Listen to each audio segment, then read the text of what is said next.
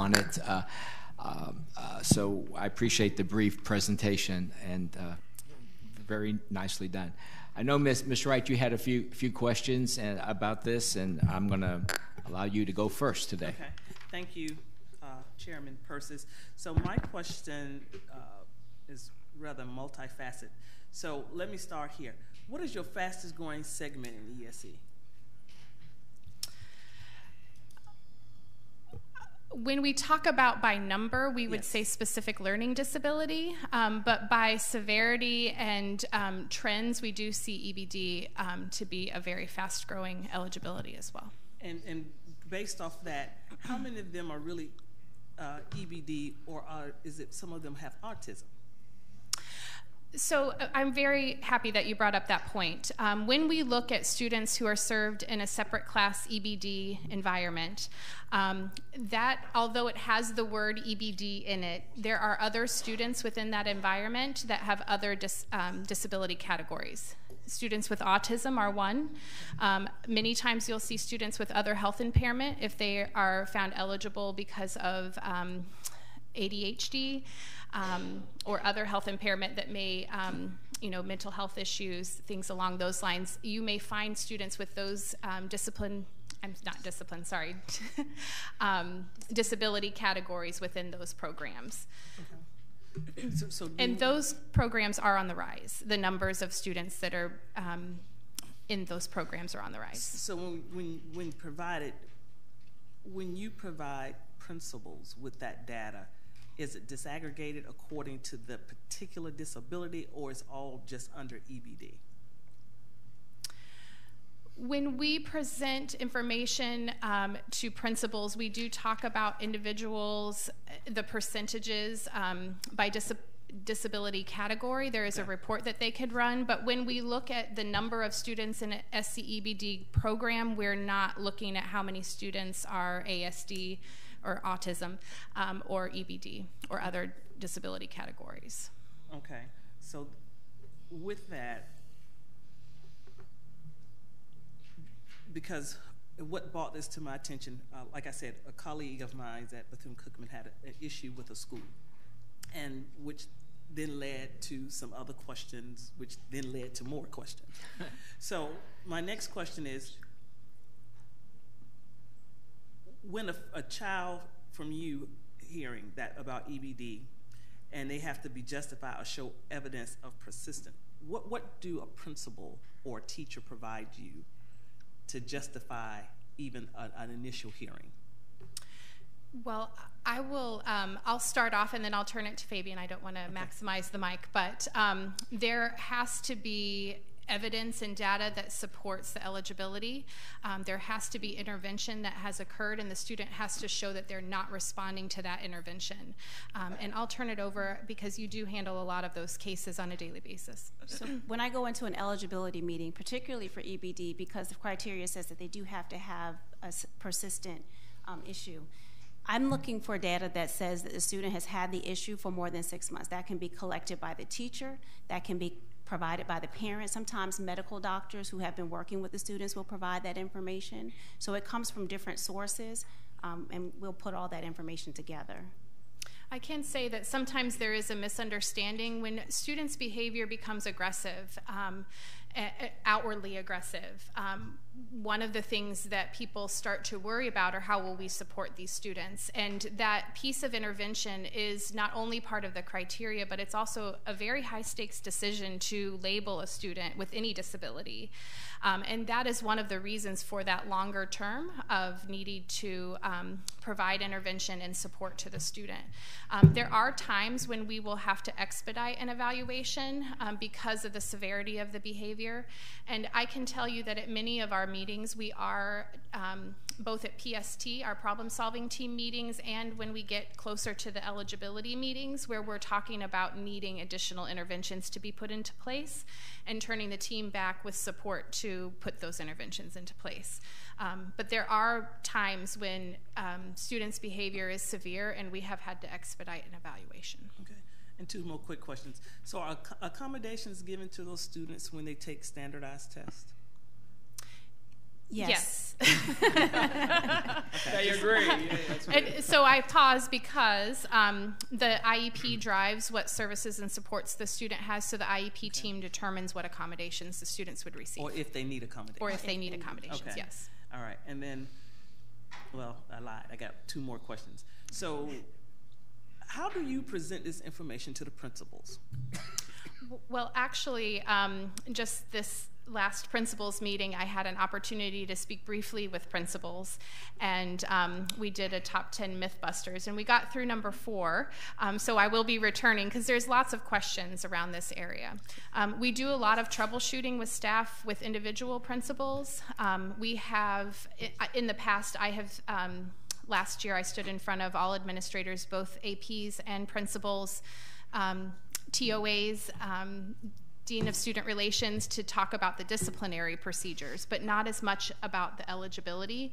And we have just started to move into that because we are seeing this coming up more frequently about some misunderstandings about eligibility for EBD. Okay. And a desire to have students placed more frequently in the SCEBD program. And which leads to my last question. So, okay. Going back to what started some of this, talked about a little bit last year, but this one actually just kind of spiraled.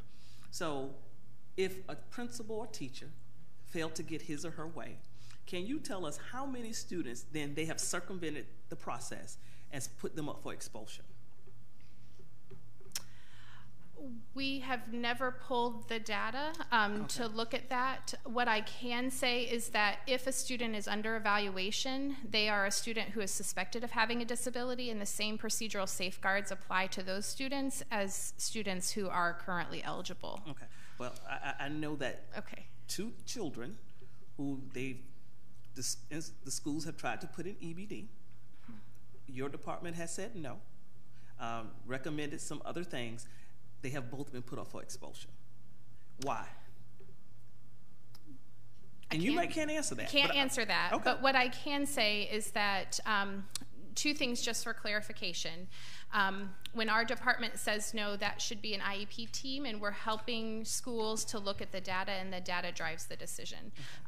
There may be one person that's more well-versed in the data, and so their voice may be a little bit louder, not louder in an adversarial way, but louder at the table when making those decisions. Students with disabilities can be suspended for 10 days and put up for expulsion, but they cannot serve more than 11 days without having a manifestation. That manifestation meeting is that protection, and at that meeting, once the decision is made of whether the behavior was caused by the disability or not, that helps people know how we move forward. So students may be put up for expulsion, but they are not typically expelled. And so the 2 students I'm referencing, they do not have an IEP. They're not part of your program. Both of them academically they're very gifted kids. Mm-hmm. Yes. The parents have agreed that, they've seen some challenges. But again, a team did evaluate them. They were not placed in EBD, but yet they still were both put up for expulsion. Okay, I'm finished. Okay. Thank you. Are you sure you have that? Yeah, Okay, good. All right, good. Any other board members have questions?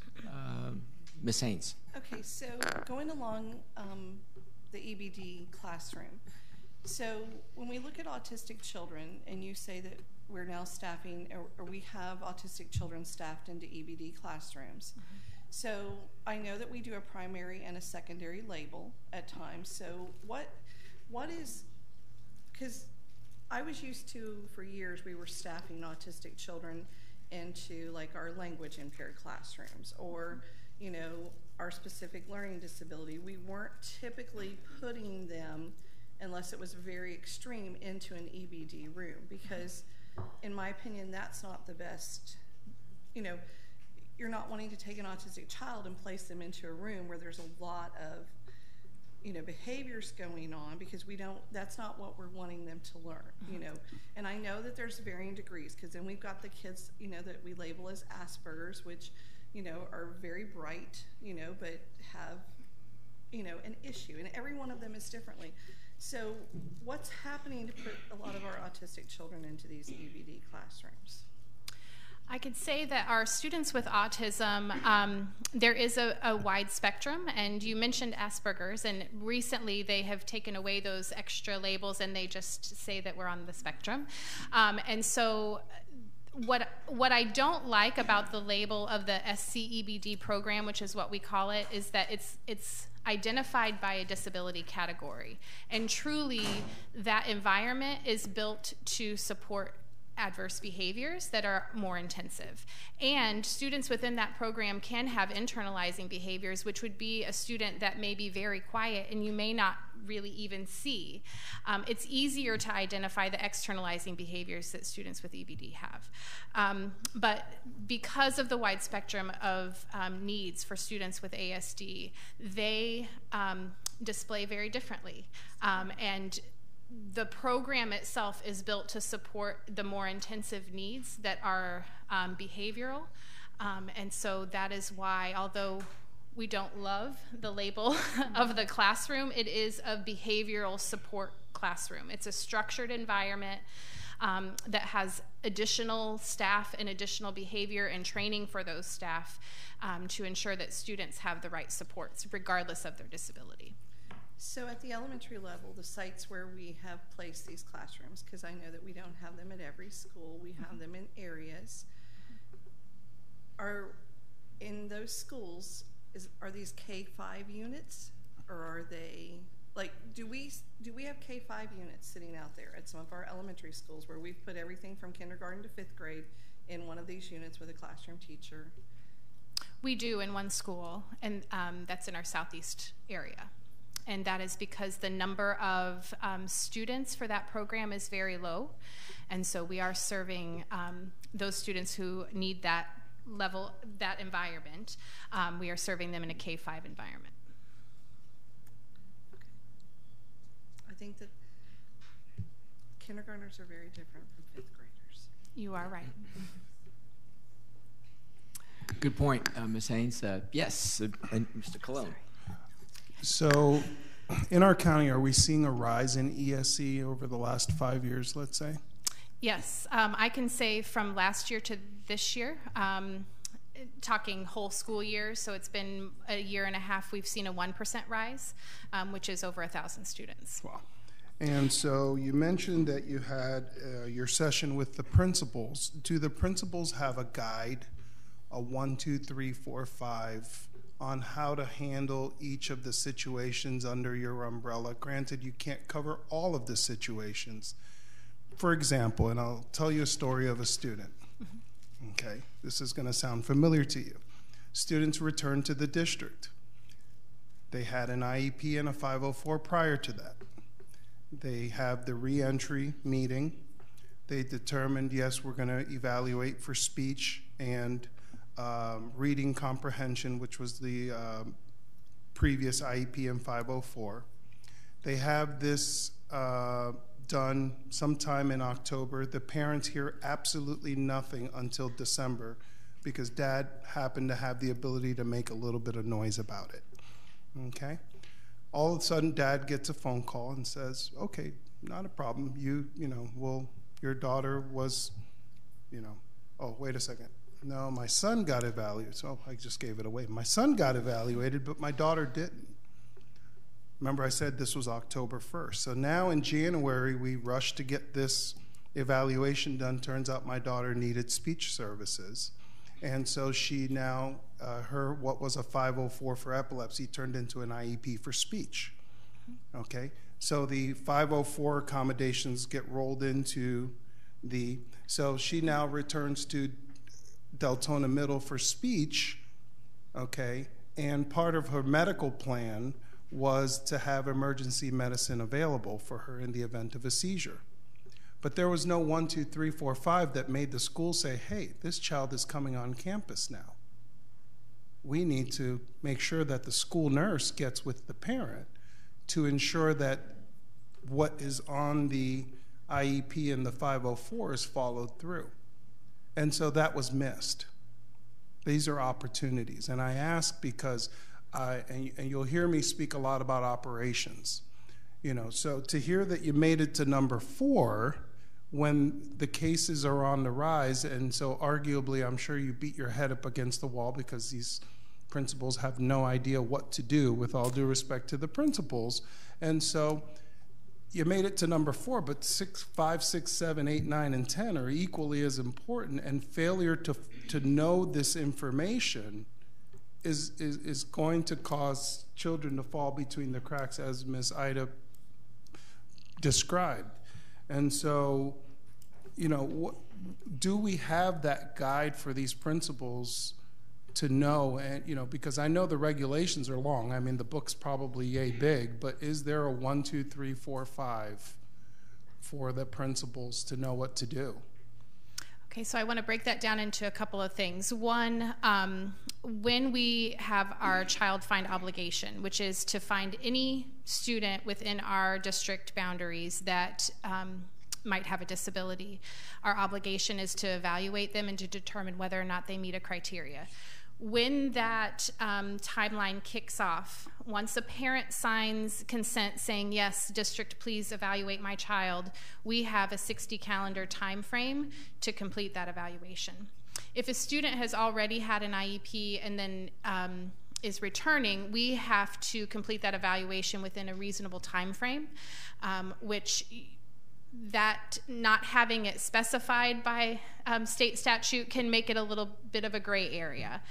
So typically within the district, we're prioritizing our initial evaluations and quickly getting done any reevaluation that is coming through as well. So that doesn't exactly address your concern about the timeline. I can tell you with the rollout of Focus, we've been working very closely with Focus because we will be changing our IEP system into Focus, and we are putting many triggers in there to notify people, to keep people aware of what's coming and how many days have passed. Where right now we do track our initial evaluation timeline, but don't have that for reeval.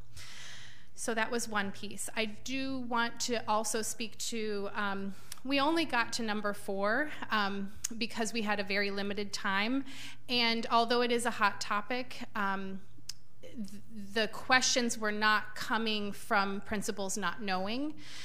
It's coming from a situation of, if I'm not meeting, if this child who has significant disability, significant behavior, is not meeting criteria, or I have to wait 6 months to meet the criteria so we can determine that it's not a situational event for the student, then the principals have that, and teachers have that obligation to keep that school environment safe while intervening with the student, protecting that student from being sent home every day or a number of days. And so the questions that are coming are not about not understanding, it's about what to do when we can't get them into a program, or what to do when they're not eligible. And so trying to make sure that we're also juggling how we used to practice versus how we're practicing now. Right. And so case in point is, if we had an algorithm, again, you can't put every situation, if we had an algorithm operationally, then they would have something to follow to ensure that things do not, and that they're also kept, like you said, our biggest enemy is, this is just the way we've always done it. Mm-hmm. And so how do we keep that from happening? And the answer, I believe, is to be the source of truth, to be the source of the 1, 2, 3, 4, 5s. I'm going to just flip really quick before Mr. Persis. Substitutes. How do we train our substitutes? Do we have a pool of substitutes that are prepared just to be ready across our district to meet the needs when a need arises for EBD students? What I can say is, officially, we do not have a pool of substitutes that have raised their hand to say, I would like to be in an ESE classroom, and specifically an EBD classroom. What I can say is that over time, principals have, seen the strengths and weaknesses potentially of substitutes, and have tried to identify people who can be the go-to for programs that are a little bit more difficult to run as an adult. And I can also say, I'm sorry, No, I can also say that the additional staff that are in there, with a 3-to-1 ratio, you typically have, in it starting a program, you have a teacher and 2 paraprofessionals. And so although the paraprofessionals do not substitute for a teacher unless they have a substitute license and they're paid for that, they do know the students and they know and understand the program and can help to support a substitute in the absence of a teacher. Evidence-based interventions, you mentioned that. Do we have support for the teachers? Now, why do I ask this? I'm not a teacher. I've never been a teacher. But I have heard teachers say, so we have the IEP meeting, and the experts are in the room, and I've been in a few of them already. The experts are in the room. They come out with the recommendations of what the intervention should be, but I really don't get it. And so 3-4 weeks later, it's, somebody comes and says, you've been doing this all wrong. This isn't going to be suffice to. How do we train our teachers in these interventions? I get it that we have experts that come to the table who could speak to that, but how do our new teachers who are first-year teachers, how are they mentored into successfully accomplishing that? And then just to tag on to that really quick, and this will be my last question, what does a fast track look like when an intervention is put out that everybody in the room knows that there is absolutely no way this is going to work? This child is got severe disability, and you expect me to do what for how long? How long can my other students in my class suffer from, and again, I can't make this up. I've never been in the classroom. So these are things that I have heard. And so I guess that's my last question. I can address both of those. So one, any new ESE teacher to the district, whether they are new to ESE ever or just new to our district, they have a mandatory 4-day training that they are paid for. It's called STARTS. And there they learn everything they need to know about compliance, everything we can teach them in 4 days, about compliance, about curriculum, about behavior management and supports. We have a lot of resources within the district. We have program specialists at each level, elementary and secondary, as well as for low incident programs in our pre-K. Those folks are like they are like coaches that come in to support teachers. When they come to the schools, they are meeting with each of the individual teachers and working through problems. They also have some experts on the campus. Our PST chairs are trained up to know where to go to find interventions. It's not necessarily a sit-down training, but these are approved interventions for behavior. School counselors can be a resource. Our school social workers and school psychologists can also be a resource. So we don't have a way of having a training where we get to sit in front of everyone, but we have embedded job supports and training through those individuals that can support. And you also mentioned fast track. I mentioned expediting an evaluation. We have to have data to make our decisions. We can't just say the student looks EBD or we feel like the student needs these services. We have to have the data that supports what we're doing. And so when we have to expedite an evaluation, typically what will occur is that we will get parent consent to start the evaluation, the formal assessment, and at the same time we'll be intervening. So we can't find a student eligible without intervention data. So if the student comes and we see significant behaviors and we've tried a few of our tricks that we have in our bag and we don't see that that's working and we have severe concerns for that student, we can go straight to a PST meeting, get the parent there, get consent for that evaluation, and intervene at the same time that we are evaluating. Typically what happens is that we will intervene prior to asking for an evaluation. And again, sometimes that evaluation timeline seems very long. To go from no services to an evaluation to be determined whether or not you're eligible seems very long, but it should be. These are high stakes decisions for students, and we have to know that the student won't respond to quality intervention prior to saying that it's caused by a disability. I have one last question, and you spoke about the supports, and so are we equal or are we equitable? Why do I say that? So I've got an elementary, I asked back in January how many students we had in PST in my district. One elementary school had 127, the next one had 73, the other one had 52, 85, 49, 45, 63, 49, 39, 87. At the middle school level, 90, 25, and 21. At the high school level, 11 and 45. And so if our support is equal, that means that one person arguably may have 3 schools. Of those 3 schools, one may have 127, the other one may have 73. And so do we break up the workload based on, so if I am a support person who can make these go faster and get through them, is a school with 127 getting all hands on deck to get down to 60, sort of where everybody else sort of is on average? Or do we expect the same support team to be the one to bring that number down, which, you know, like you said, it does take time, and all of this takes time. But to get through 127, that's a lot. And so what I see with this, and again, I've never been a principal, but it sounds like we need to get to 5, 6, 7, 8, 9, and 10 because, you know, these schools are like in size, and there's a huge disparity between their number of PST. And so where are our opportunities there, right? So. Sure, and I appreciate the question. One of the things that I can share is that the expectation for at what point you put a student into the PST system is either teacher-based or principal-based. And so I may, at the beginning of the year as a teacher, put all my kids in PST because I want to be ready to go when a student has a problem.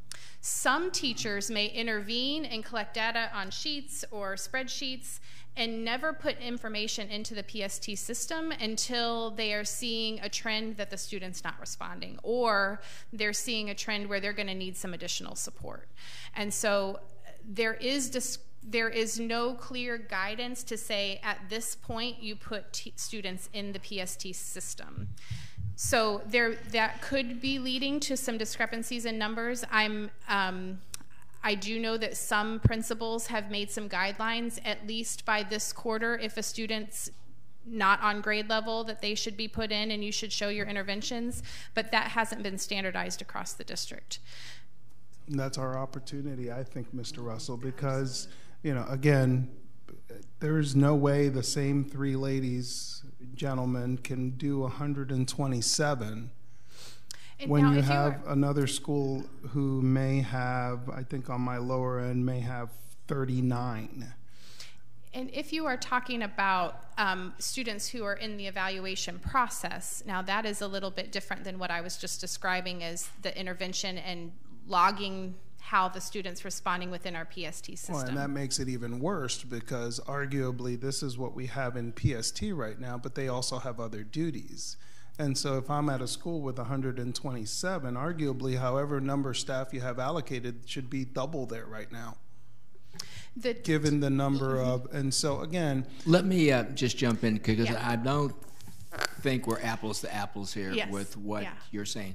Are you saying there's 127 students at an elementary school who are in the ESE program? PST.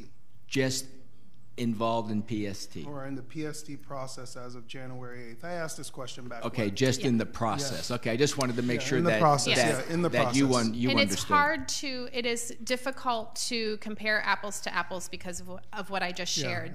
What we can capture are the number of students who are in the system for PST. That may not be all inclusive of the students who are receiving intervention, which is PST. We're obligated to provide a multi-tiered system of support, and people enter into the system that we can track at different times. And I have a feeling I'm preaching to the choir. I mean, I'm telling you things you already know, which I can tell by the looks on your faces that you struggle with this as well. And so, you know, that's kind of why I turned to the superintendent, and I think that we have an opportunity of standardizing here, because if you have one school who says, okay, you know, after the second 9 weeks in December, if, you know, testing is coming, let's just drop everybody who's not doing well in there as a kind of a catch-all. You've just created a rush of super use of the process which you may not have the staff allocated to even keep. I mean, there's no way you can have a school with 52 and another one with 127, and that person not be ready to.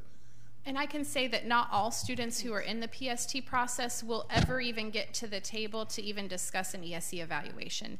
The process of intervention, sometimes the end game is an ESE evaluation, but that is not the intent or the purpose. The intent and the purpose is to, on time, provide intervention, provide supports for students so that they don't need to get to an evaluation. That's really the ultimate goal, to provide quick intervention, to get them back on, to fill their gaps, and to get them back into the gen ed curriculum with no supports needed. Now, for some students, very few students, we do have to move forward into the ESE process. So the tracking of our intervention occurs in the system. That doesn't even mean that all of those 120 some students have even gone to a PST meeting. So there are lots of variables, but I do agree with you. There is an opportunity for some discussion around standardization And education. to see what may work best for our district. Okay, thank you. Ms. Cuthbert, you have a question? And then we want to get back to Ms. Wright. She had a follow-up. Ms. Wright. Yes, and I'm very conscious of time, so thank you. Based on what Mr. Colon said, there were a lot of students enrolled at the, maybe I'm talking about something different. Let me ask another question. We do have a lot of EBD units at the elementary level, fewer at the middle school, and even fewer at the high school. What happens to those students when we had so many at elementary? Why do we have such a significantly less number of students at the high school level? I can say that if we are appropriately intervening at younger grades, and doing and providing specially designed instruction appropriately, we should be teaching students new skills to handle situations differently. So their behavior should be improving over the time in those programs, and we always are working. I can tell you we have 2 program specialists at the elementary level, and they work very closely. They're not sole, they have a lot of responsibilities, but one of their main responsibilities is to support the SCEBD programs at the elementary level. When students enter, we are looking from day one to figure out how to get them back out of that program. That is one of our most intensive supportive environments. And so one of the reasons that you do see fewer numbers in secondary is as students learn new skills, they are being reintegrated back out of that special education environment back into the gen ed environment. And as teachers recertify, this gen ed as well as ESE teachers, do they not have to take an ESE course to recertify? They have to have 20 hours of ESE credit. Before, and is that after the first 5 years? I'd have to look every back. Recertification. Yes. It's every certification period. Yes. So that helps. Okay. Yes. So that's nice for the general public to know. Also, do we separate our mental impaired students with our behaviorally impaired students? It depends on I'm talking about students their who services and supports. cannot, we teach them very basic life skills. And I would think there would be 3 or 4 around a table learning how to use a fork. Right.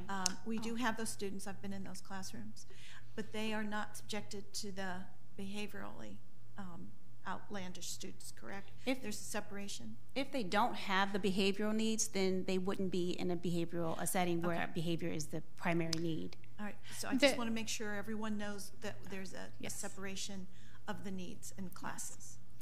We do have what's called the multi-VE program, and that is also a separate class environment. Students within that class can be integrated into the general education population as all other students, but they are typically students who are lower functioning cognitively and need more support for functional skills. But they are also working towards their access standards, which are aligned to the general education standards, and there may be students within that program that have significant behavioral needs as well. But we do in very few circumstances would we put a student with a significant cognitive disability in an EBD program. Okay, I just wanted to make sure everyone realized there is a difference between the EBD and the multi-VE students.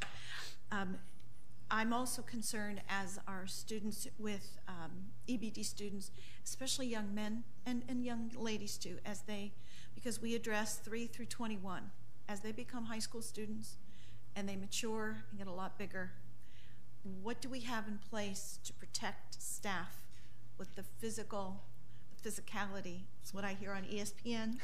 Physicality. The physicality of these young people to help protect our staff and other students. Of course. So all of our staff in our multi programs as well as our SCEBD programs are required to be NCI trained. That is training, an extensive training, and they have to be recertified to be able to learn how to de-escalate situations as well as how to physically restrain a student safely. I know that many staff feel very uncomfortable doing that, but sometimes that is a necessity. But we should not be intervening when the student is acting out if there is a way to clear a room, if there's a way to keep space. As long as the student is not harming self or others, we should not be physically intervening. And so sometimes when we do hear of teachers or students being hurt, sometimes it's that quick behavior that happens that no one can intervene or predict. And those are very difficult to handle. But many times when we are intervening, sometimes we're too close to a student when we're trying to intervene. So we as adults have to use that training on a daily basis to make sure that we are appropriately approaching when it is warranted a student. It's better to be able to remove other students from the classroom, and we have to stay in the classroom and support the student, but from a distance so that we can protect ourselves as well. And as a former EBD teacher, one of the things that we must do is we have to educate the teacher about the child. So children who have those behavior intervention plans, when they have crisis plans, we want to make sure that the staff working with those students know about those plans and know how to respond in the event of a crisis. And as a former gen ed teacher, our primary duty is to get the academics out there and to make sure the classroom is safe and disciplinary secure so that learning can take place. So is there something in place to assist the gen ed teachers in order to handle escalations? In other words, can they depend on their administration to remove the person for significant time in order to keep the learning progressing? Because the disruptive behavior, especially at elementary schools, is escalating. And can we support those teachers who need help immediately when they ring a bell? And I know TOAs have been assigned to a lot of our schools, and they have become the discipline person.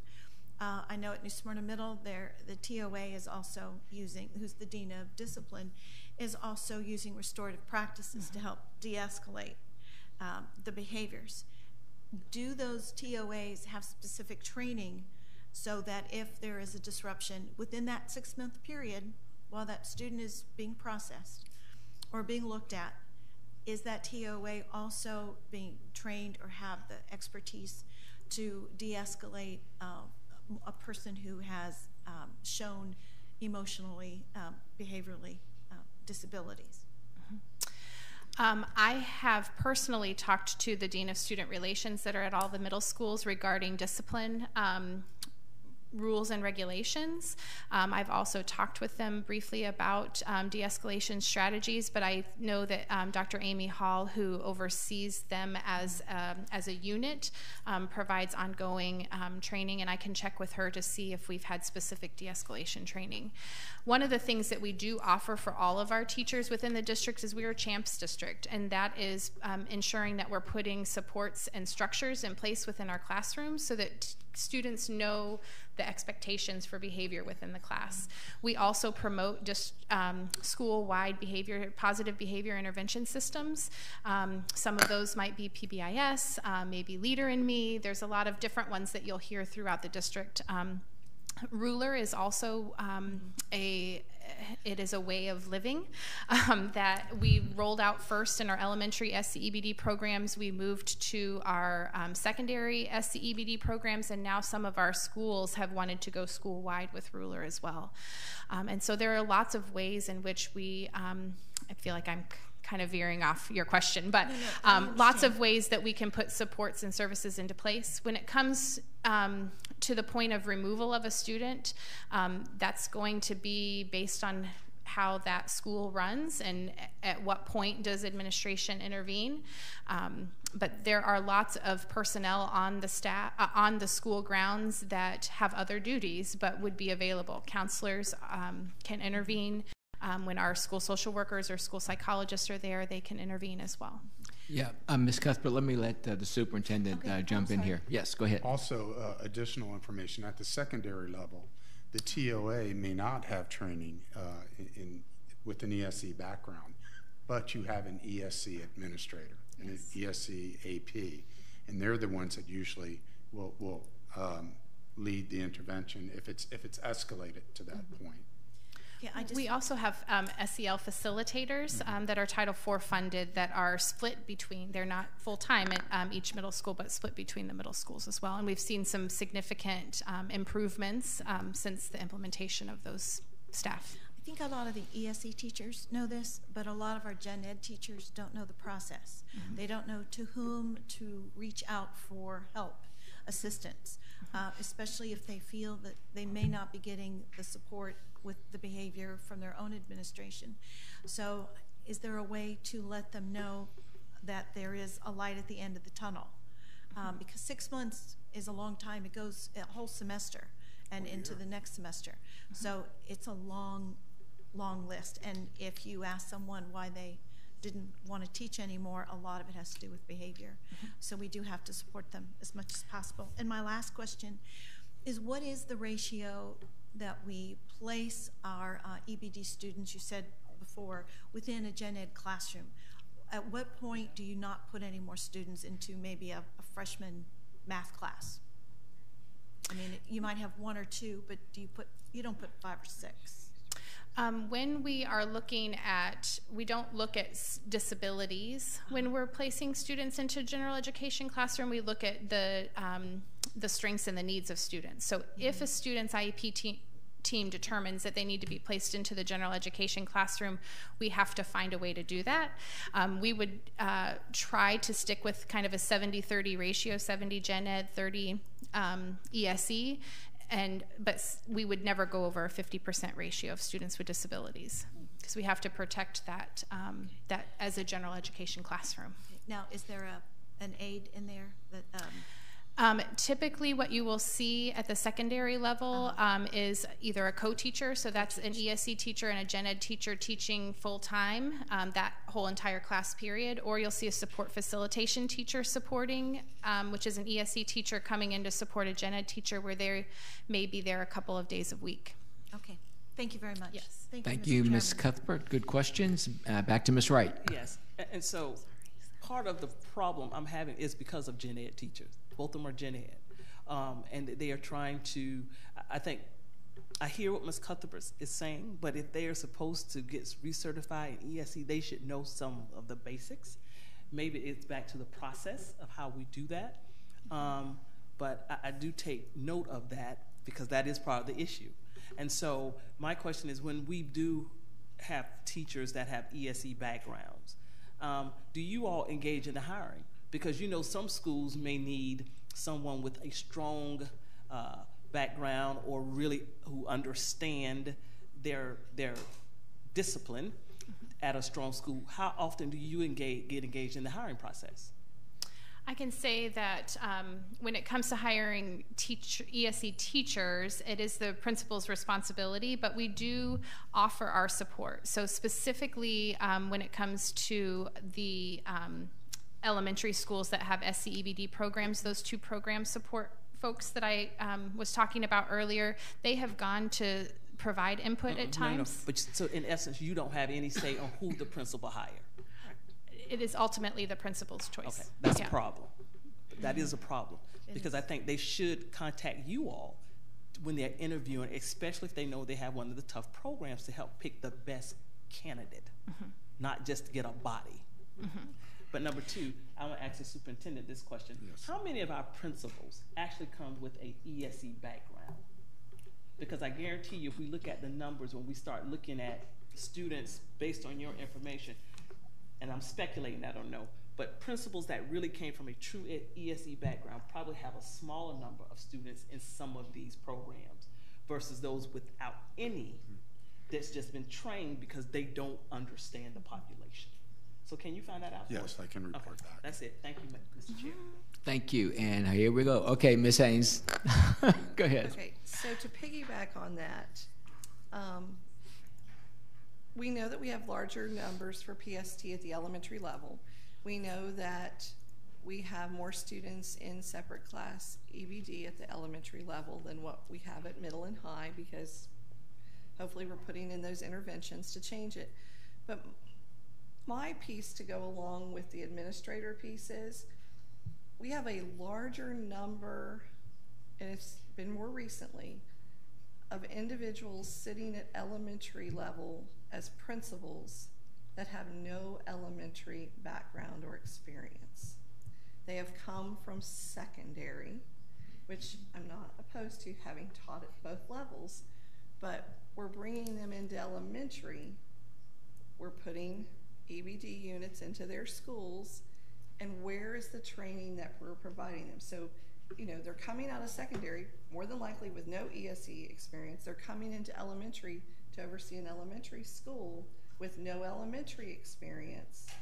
And then what training are we providing to them? And if you were at the last principals meeting and you got just long enough to get through numbers 1 through 4, which were just like, you know, trying to take out the myths or the misunderstandings they have, but where's the piece of providing them with the knowledge that they need to be effective principals at a school where there's an EBD unit or there's multi-VE units when they've never experienced elementary kids alone? And I'm telling you, talk to a high school person. Sometimes they look at you and they're like, I'm never walking into a kindergarten classroom. Okay, well, welcome to, you've got EBD, kindergarten through 5th grade, all in the same room.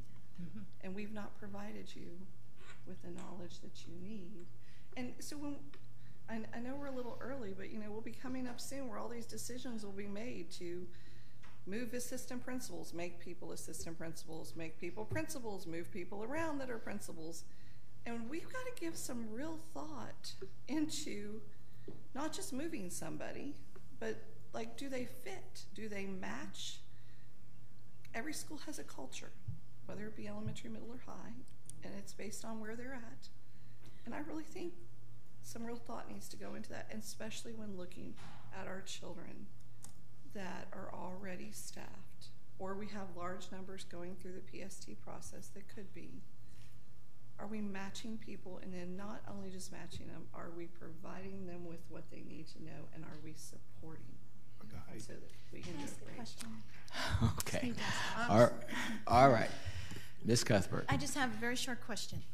I do know a lot of teachers sometimes are afraid to ask for help, thinking administration might view them as weak because they have to go looking for support and they can't handle it in their own classroom. Does that happen to principals too? I mean, it could. Here they are in a new school. They may feel a little, I can't call my area superintendent, because then that area superintendent might think that I'm not qualified to handle a school. So do you receive phone calls from principals to ask for help? And Yes, do the area superintendents say, hey, this person is being proactive, asking for help, and seeing it as a strength and not as a weakness?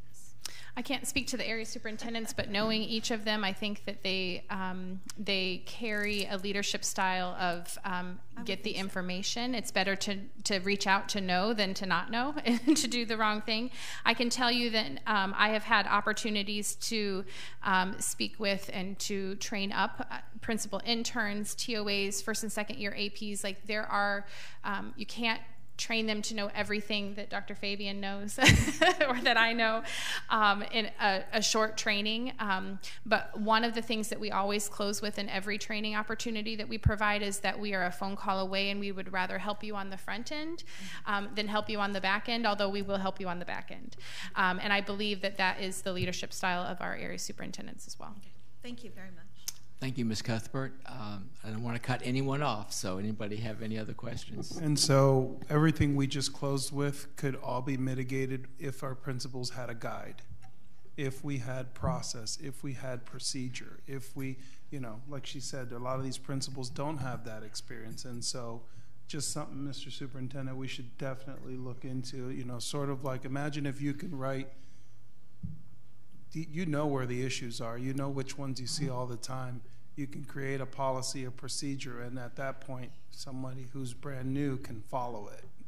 Well, and I'm sorry, and I know we're trying to wrap up, but one of the things I can say is that we do reference our district SPMP, which is much more user-friendly than the law itself.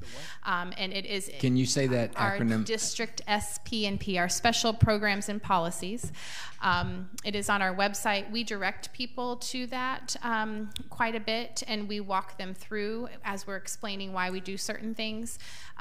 We have a lot of procedural manuals, and what I can say is that what might be a really great idea is to take a look at what we already have and try to combine it into a fashion where it's all in one location, because we do have things that live in every place. And so, and then maybe to identify what our gaps are and to move forward with creating that. Sounds good. Well, let me just say I greatly appreciate you both coming here and answering the questions. I think we did really well on a topic that we could spend at least a day, and we got a lot accomplished, I think, in just a little over one hour. I would say that based on my experience as a principal, you know, you got to understand that all of the principals were teachers at some point in their career. And so whatever background they start out with, it's because they were a teacher at elementary or secondary, whatever that was. And then somewhere along the line, generally someone came up to that strong teacher and said, hey, have you ever thought about becoming an assistant principal or so forth and so on? And then they go into it. And then at that level, perhaps if they were a secondary teacher, chances are they become a secondary assistant principal. And then if they continue to want to move forward, someone says, well, you ought to think about becoming a principal and get into the principal internship program.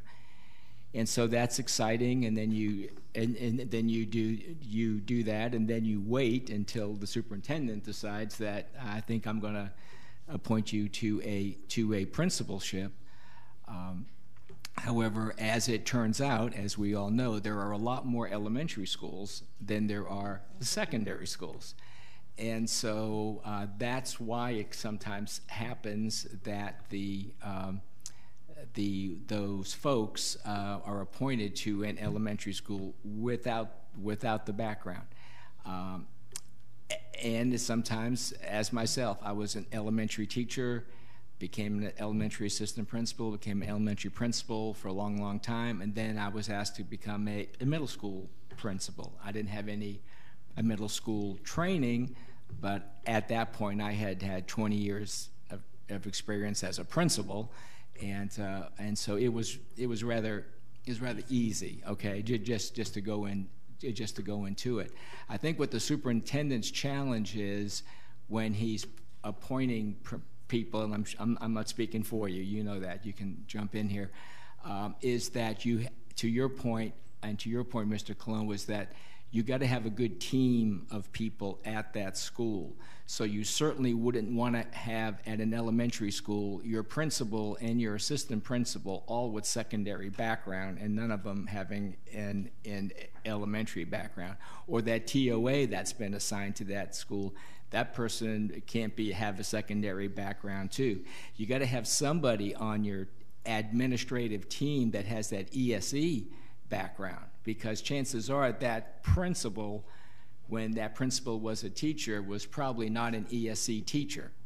And so chances are it was a gen ed teacher who became a principal who lacks the ESE background. But there are people in our system who are very good ESE assistant principals and who have that knowledge, and so they educate that principal about, here's what I think that we should be doing. Obviously, it's the principal's final decision.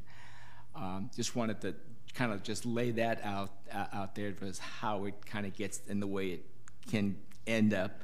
The other thing I just wanted to say, as far as teachers putting people into the PST system, that sort of varies amongst teachers, but I will tell you that the most popular teachers, the most effective teachers, are generally those teachers that have the best relationships with their students.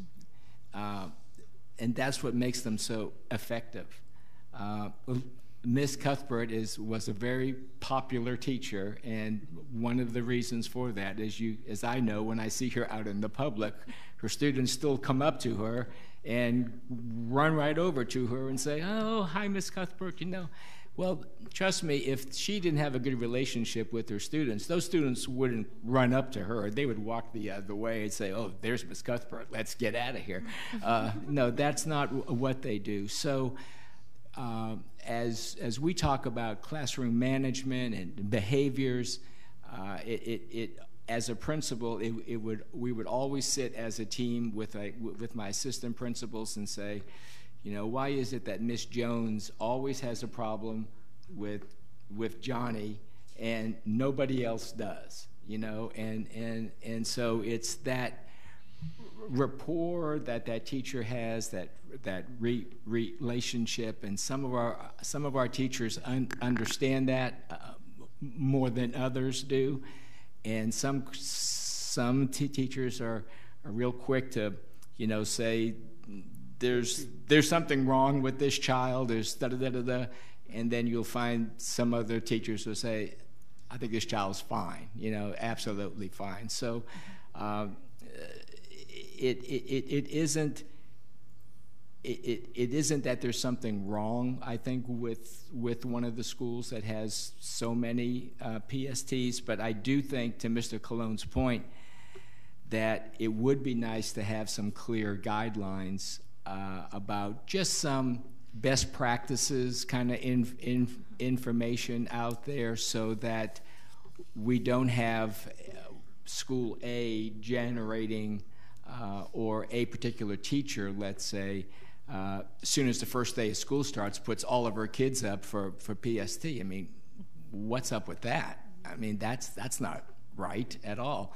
So I think some help along that way, and if you get some input from principals with that too, and of course you all can guide them best. But I'll let superintendent talk to as far as your. Certainly, thank you. I would agree, Ms. Haynes. I would not walk into an a kindergarten classroom alone. They'd eat me alive.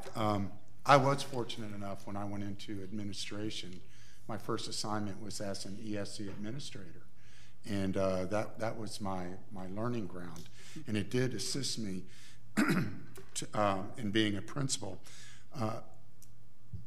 If I heard the board correctly, what they would like me to do is see which principals have ESC certification in their background, and for all of the, and compare the number of ESC students at their site with all principals, and also the number of PSTs that are in process.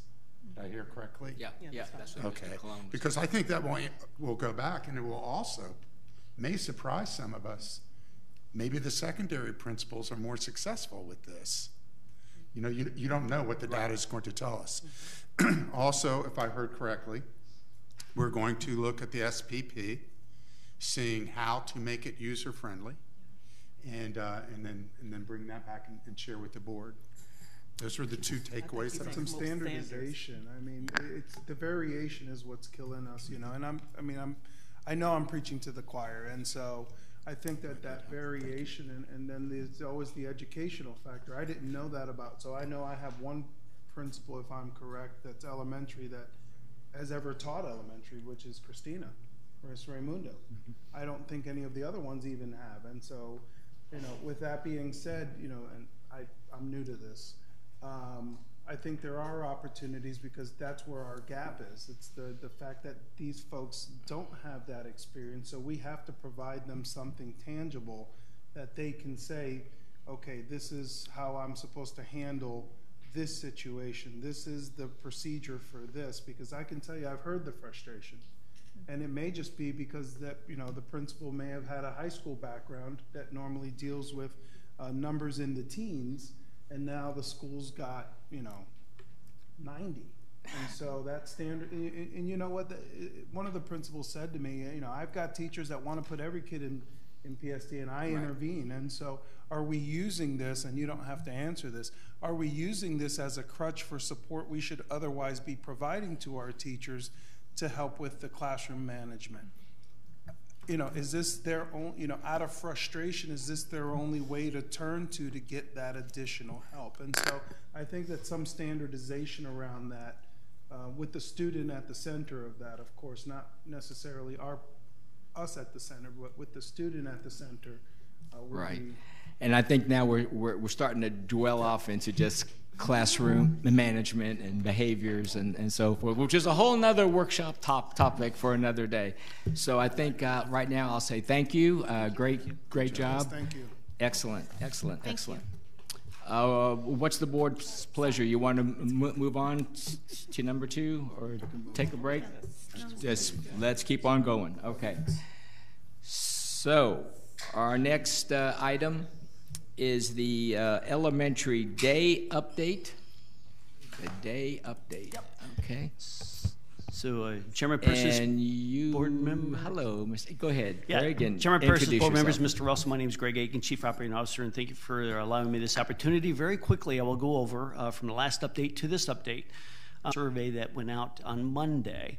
And made sure that the committee, their voice is out there now based on the recommendation we had from the board to put the survey out. Survey has been out for since yesterday morning through today. We have some great results. I'd like to go over those real quick. We have 2 versions. We have an English and a Spanish version. So the English version, we have, as of 8:55 a.m. this morning, we had 12,652 responses. Mr. Aiken, let me interrupt you a second. Sure. I just want to make sure we're all talking about the same thing. Are we talking now about the start of school day schedules or just the elementary? This topic says elementary day update. Yes, so that's adding the 30 minutes and the bell time schedule. So we're looking at the start and end times for our elementary, middle, and high school. So you are talking about all 3 Yes. schedules, Yes. not just the elementary correct. day update. Okay, Yeah, so it's just the want to bell make time- sure. And bell when you time- talk about a survey, you're talking about the one that went online Yesterday morning. and that is asking the people to vote amongst those 3. Is that what you're talking about? Yes, sir. Just want to make sure. That's exactly Okay. it. Yes, so we're sir. talking about more than an elementary day. We're looking at bell times for the district. Okay, here we go. And it did include a 30-minute added time for the elementary day. And this survey went out to community members, parents, teachers. And so I'm going to break that down for you. So I'll kind of get into the results. And thanks for clarifying that. Sure.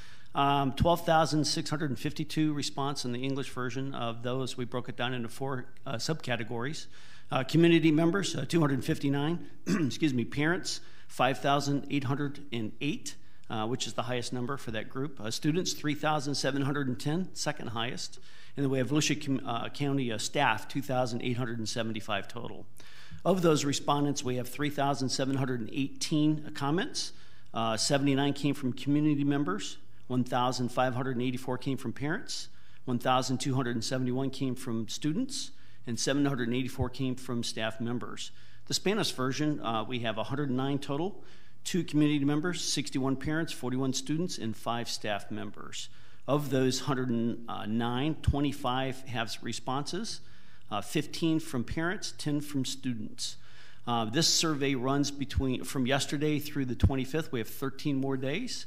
We plan on probably sending out another Connected next week to remind all of our parents to go ahead and students to take this survey. We value their input. I want to thank the community team that we put together for this committee, and obviously the team that led that, and where we are today. And we look forward to presenting this, all of the results back to you on March 28th. Thank you, Mr. Aiken. Now, just so I'm clear, was there going to be any discussion today concerning just the elementary day and how we were going to use that 30 minutes? No, sir. Not today. Okay. The purpose was just to update our previous actions up to this point. Okay. And then as far as that elementary day goes, that extended time within, the extra 30 minutes, were we going to talk about that on March 28th Yes, sir. as well with With all the everything, data with that all you the data? And we're going to have, remember, we're going to have the workshop at 2, right? So we'll discuss all that at 2 and then have the board meeting at, was it 5:30 again? Yes, sir. Okay. Great. Well, I tell you, I don't know. I mean, that's a lot of people reacting to this, 12,000 in the first day. Go ahead. And I did send you what he read to you. Each of you just received an email with that data as of 9 o'clock. Within 24 hours, 12,000 people. And do we have a mechanism to ensure that the same person's not having input, 100 times? How do we? Yeah, by email. So when they respond, we're getting some information back, and so Caitlin will be able to analyze that data. When we bring that data back to you, we'll analyze all that data for you and kind of show you where we are. Great. So we'll know. Great. Thank you. Any questions for Mr. Aiken? Ms. Are you Cuthbert? going to give us any hint of results? So far, we have 12,000 off. Right now, what we want to do I guess is the answer is no. Yes, sir. We don't want to skew the. Right. That's exactly future. it. So Yeah, what we want to I got do is just make sure that we get it out there. We do want to hear from our stakeholders, from all of them. So we want them to be open and honest in their responses back to us. Yeah. So we can And most present this back to you. And most importantly, let them know that no decision has been made. That is correct. It's wide open. Well, I'm thrilled with our community. This is exactly what we wanted. We're getting feedback, and that's fantastic. So congratulations and go communities. Yes. That's wonderful. Mr. Superintendent. I do want to add some additional information. When we originally sent it out yesterday morning, we had, for the response segment of the survey, 150 characters, and yesterday afternoon we raised it to 500 characters. Wow. Providing more writing space, if you will, for those that are going to do that. It looks like out of each group, at least a third have responded. That is correct. Yes, sir. So we are anxious to kind of review all of that data, and we will do that as we move forward. But we'll present all of that to you on the 28th, definitely. When does the survey close? 25th which is 13 days from today. So that's gonna give us 3 days to review that before coming back. Mm-hmm. Obviously, we'll start reviewing here soon, so we can be prepared by the end. So yes, sir. Data analytics don't take that long. No, Sounds not at good. all. All right. Thank you, Mr. Aiken. Thank you. And we are moving on now to our next item, item 4.01, the dress code. Oh, boy. Can we take about 5 minutes? You want to take a break now? Okay.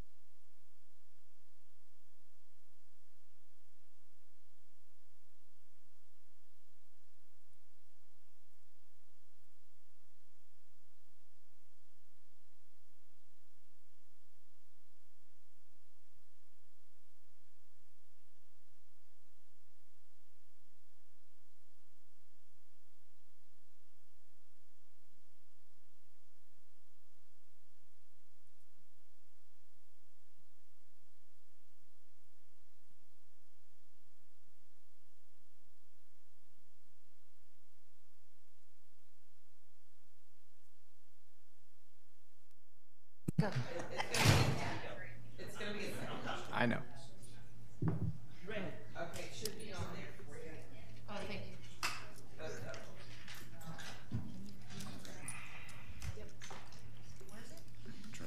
On the seat right next to where I'm sitting. Oh, I told you you'll bring it to me. No, that's fine. I told you you'll bring it. All right, let's get to work here.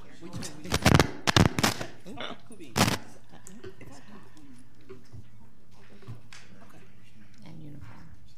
Thank you. Appreciate it. Yeah, you do have a Uniform. Yeah, thank you. Are we ready? We are ready. I think we're ready to get back. And convening us is Ms. Freeman and Ms. Kaur and Ms. Rowland. And who was going to begin the discussion? I'm going to begin. So introduce yourself and your title, please. Chairman Persis, school board members, Superintendent Russell. I am Rose Rowland, and I sit with the other two area superintendents that will introduce themselves once they speak. We're here this morning to do an overview or review of our dress code / uniform policy, which is policy 217. Our policy was adopted. Mike, it's not forwarding. I did. Oh, this one? It's going. It was initially adopted on May 29, 2016, and when it was originally adopted, schools were given direction, and the colors that were originally chosen for tops was black, white, and gray. And then with shoes, elementary and middle school students were not allowed to wear open-toe or open-back shoes. However, high school students were allowed to wear them within reason. The bottoms were black, white, and khaki, along with black and blue denim jeans that they could wear as well. And as time went on, we were able to revise a couple of the provisions that were put in place. There were two revisions that took place. One was February 28, 2017. Schools were allowed to adopt 2 additional shirt colors for their school of their choice. The second revision came in February of 2018, where we included gray shorts. However, principals were given an option to suspend the dress code for 1 day or up to a week. A lot of elementary schools do 1 day on Fridays. They like kids to wear school shirts. And however, in secondary, they have different days. Like middle school has a Crazy 8 week. High schools have homecoming week, so they could suspend the dress code for up to a week as well. And there were also programs at schools that were allowed to be out of dress code. For instance, JROTC has dress-up days where the students are required to wear the uniform as a part of their curriculum. Also, there were academies that we have at the high schools that also have days that they wear different uniforms and to be identified on specific days. So there were alternatives given, and there's been 2 revisions to our dress code. So we were given a charge of we did a survey to see how the principals felt and it was going at their school. So Mrs. Kaur is going to go through our survey that we did this past, the last 2 weeks. Thank you, Ms. Rowland. Ms. Kaur? Good morning. Patty Kaur, Area Superintendent, Area 1. Thank you, Ms. Rowland. As Ms. Rowland stated, we did send out a survey because we were tasked to find out the principals' take on how they feel since the policy has been around, how it's been going on their school sites. As you can see, the respondents, in parentheses, are the number of schools and the percentage then next to that by level, because we really wanted to differentiate between elementary, principal, and high. Please note for the combination school, that includes 2 schools, the K-8, Holly Hill K-8, and it includes Taylor 6 through 12. Ms. Kaur, may I ask you, those principals, was that anonymously submitted? Yes. Yeah. I knew the answer. Yeah. I just wanted to make sure everybody And you'll see did. 100% of the high school principals responded, and I think as we go through this, you'll see why. That'll be clear. Typically, the first question, typically what percentage of your students are in compliance? And we did this by, if you'll see in parentheses, number of schools. So for example, the number of schools that are responding is to your far right. So in elementary, 4 schools said up to 75%. So the ranges we know are broad, but it was a way we could kind of chunk it. But the overwhelming majority say anywhere between 76 and 100% of their students are in compliance on a daily basis with their uniform. All of the middle schools say between 76 and 100% of their students are in compliance. And then when it gets to high school, you're going to see something very different. 4 schools say anywhere less than half of their kids are in compliance. 4 schools said between half and 75%, and then 1 school reported the higher percentage in compliance. In your combination school, again, it's not differentiated between which one's which. If I had to guess, I'd probably say that the middle high is the one that's in the 51 to 75%, because they're actually seeing at Taylor High compliance on the middle school side and not so much compliance on the high school side, which is very unique and interesting. And those are your results there. If you could change something about the policy, what would it be? And so we gave them some ideas, and then we said other. And I know one of the questions was about other. What are some of these things? What were some of the comments? And so you'll see there, more color options for polo shirts. Some people were saying they would mark that, but then also in the comments they would write any color polo, any collared shirt. The school spirit shirt is one that came up a lot, meaning could I, if I'm in, if I'm in a club or if I'm in the chorus at my elementary school or if I'm in the STEM club in middle school, could I wear that as long as it had the school name on it and it was showing school spirit versus maybe the collared shirt.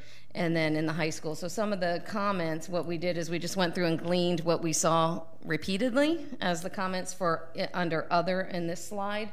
The school spirit shirts came up and more pants options, but it wasn't necessarily specific about what those pant options would be. In the middle school, overwhelmingly, the comment is about hoodies. They're struggling with the pullover hoodies. Let me make sure I clarify that. The pullover hoodies, not the zip up. They're really struggling in middle schools with that because even when it's 98 degrees out, the kids are wearing the pullover hoodies. And it's very difficult for the administration or the teachers to know if the student is really in compliance underneath that pullover hoodie.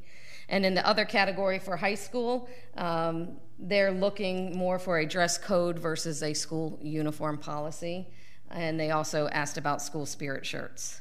On that question, the combination schools did not put other. Okay, so here's some information we got. This would be the elementary school input and some of the comments. Overall trend and what we saw looking through this survey was that the policy is working well. Many and most of them said, no changes, please, no changes, please, it's working for us. And one of the quotes from one of the schools said they feel it creates equity amongst the students. Also in middle school, they feel that it's working very well. Small changes requested. I already mentioned about the hoodies. And they're saying, maybe if we could clarify better the outerwear policy, because there really is no policy about outerwear. They can wear any outerwear they like. And please keep it intact because it eliminates distractions for the middle school students. And then high school, the overall trend is the current policy is not working well.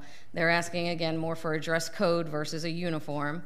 And these are 2 comments that came from 2 different schools. It's causing dissension among teachers who enforce it and those who don't.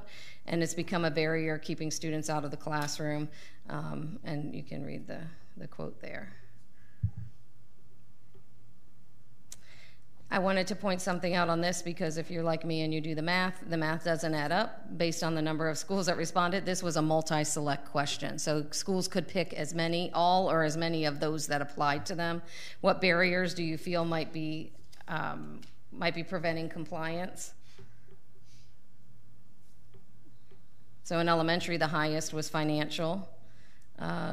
Laundry was another one that came up, quite frankly, the ability for students to have clean clothes or clothes being laundered on a regular basis. And then in middle and high school, it's more about the student compliance piece and the refusal.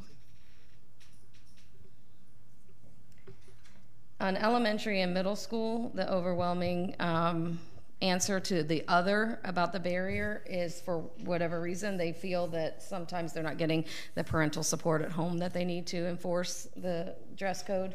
And in the high school, their other responses were limited time and limited staff for the true enforcement, especially in our larger high schools where there's so many more kids than there are adults on campus. And Ms. Freeman. Good morning, Chairman Persis, members of the board, and Mr. Russell. Susan Freeman, Area Superintendent for Area 2. And so as it pertains to the enforcement of the dress code / uniform policy, all of our schools, elementary, middle, and high, conduct daily dress code compliance checks. These checks obviously are a little easier to manage at the elementary level because students are basically with one teacher most of the day. Once they move on to the secondary, you will find that this is a little more challenging because there are larger campuses and more students to manage. This does tend to monopolize an inordinate amount of time, management time, and management does become a little more challenges because administrators are pretty much spread very thinly. In addition to daily dress code checks, administrators conduct assemblies, usually at the beginning of the year, and then once again, once students return from the winter break, they conduct assemblies just to review dress code policies as well as other behavioral policies on campus. They send letters home, they make phone calls home to parents, and they also provide shirts to students to make sure that they are in compliance. Any family that has a need, all they have to do is to go, no questions asked, I need shirts for whatever reason, and shirts are provided to the family. And so I believe that our schools do, take a lot of effort into making sure that they can provide families with what they need so that their students can be in compliance. Students out of compliance are given the opportunity to correct whatever the non-compliance may be. It may not be the polo shirt, it may be the bottom. And I will tell you that at the secondary level, most times students are aware that they are out of compliance and they have whatever is necessary to be in compliance. And so they're given an opportunity because the last thing that administrators want to do is to make this a disciplinary issue that goes into something major, such as insubordination, which would require more severe disciplinary action. And what we try to do, or principals try to do, is to avoid having to take any disciplinary action for dress code. They want their students in class. That's where they need to be. I also wanted to mention that we do have 3 principals present with us today. We did ask an elementary, a middle school, and a high school principal not to come and put them on the hot seat, but just to be here in the event that there were some questions that we thought that they could better answer than us pertaining to the enforcement or the policy on their campus. And I just want to thank Mr. Dwayne Copeland, our elementary representative, Ms. Jacquees Slocum Copeland, our middle school representative, and Dr. Cheryl Salerno, our high school representative. Okay. And then the last slide. That's it.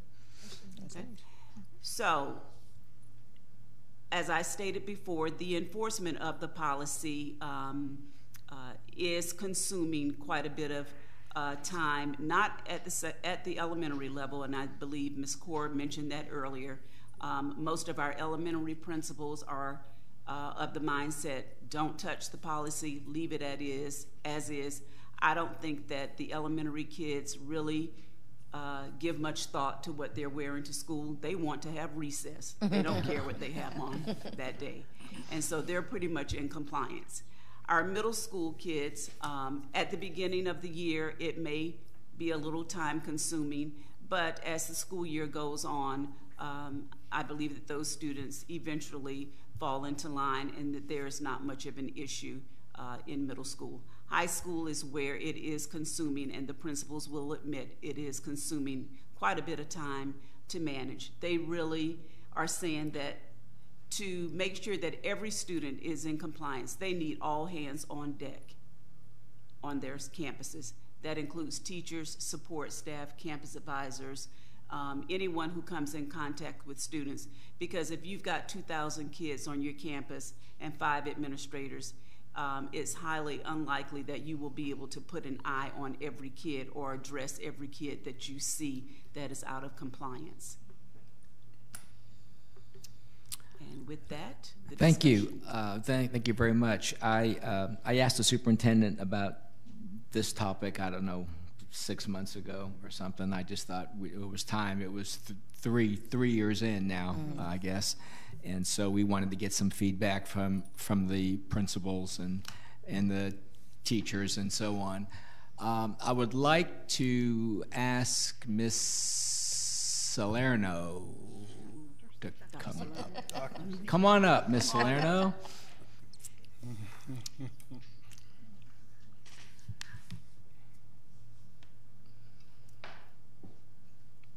I'm not sure if the seat is hot, but we'll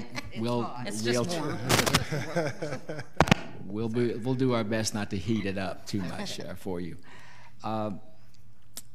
Since it's obvious from the data that it appears to be working fairly well at the other levels, but not so much at the high school, and since when this first came into play, you know, kind of the carrot that was waved in front of the school districts around the state, just to give you all information, was this incentive that if any school district that chose to adopt a school board policy, right? That's not true.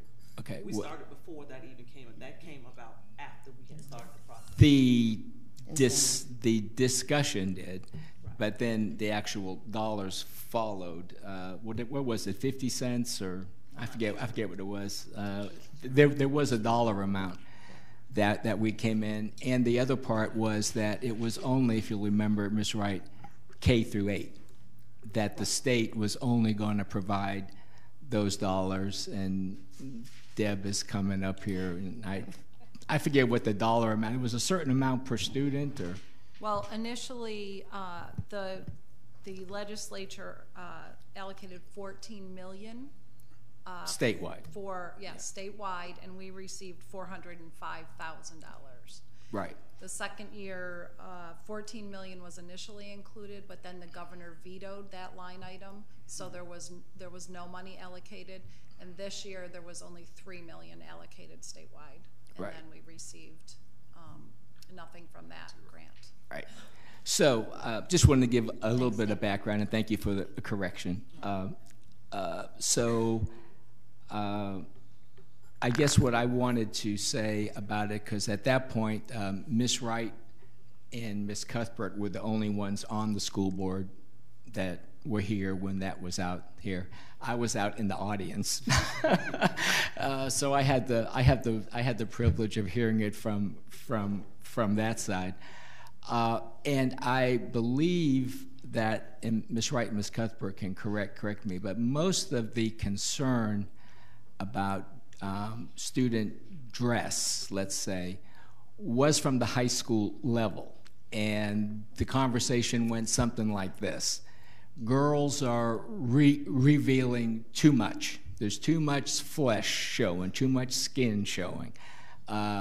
Boys are wearing pants down by their knees, and no one wants to see their underwear. And that was a craze back then, and we were seeing that. From the high school standpoint, that's what I saw. So I just want to ask you, as a high school principal,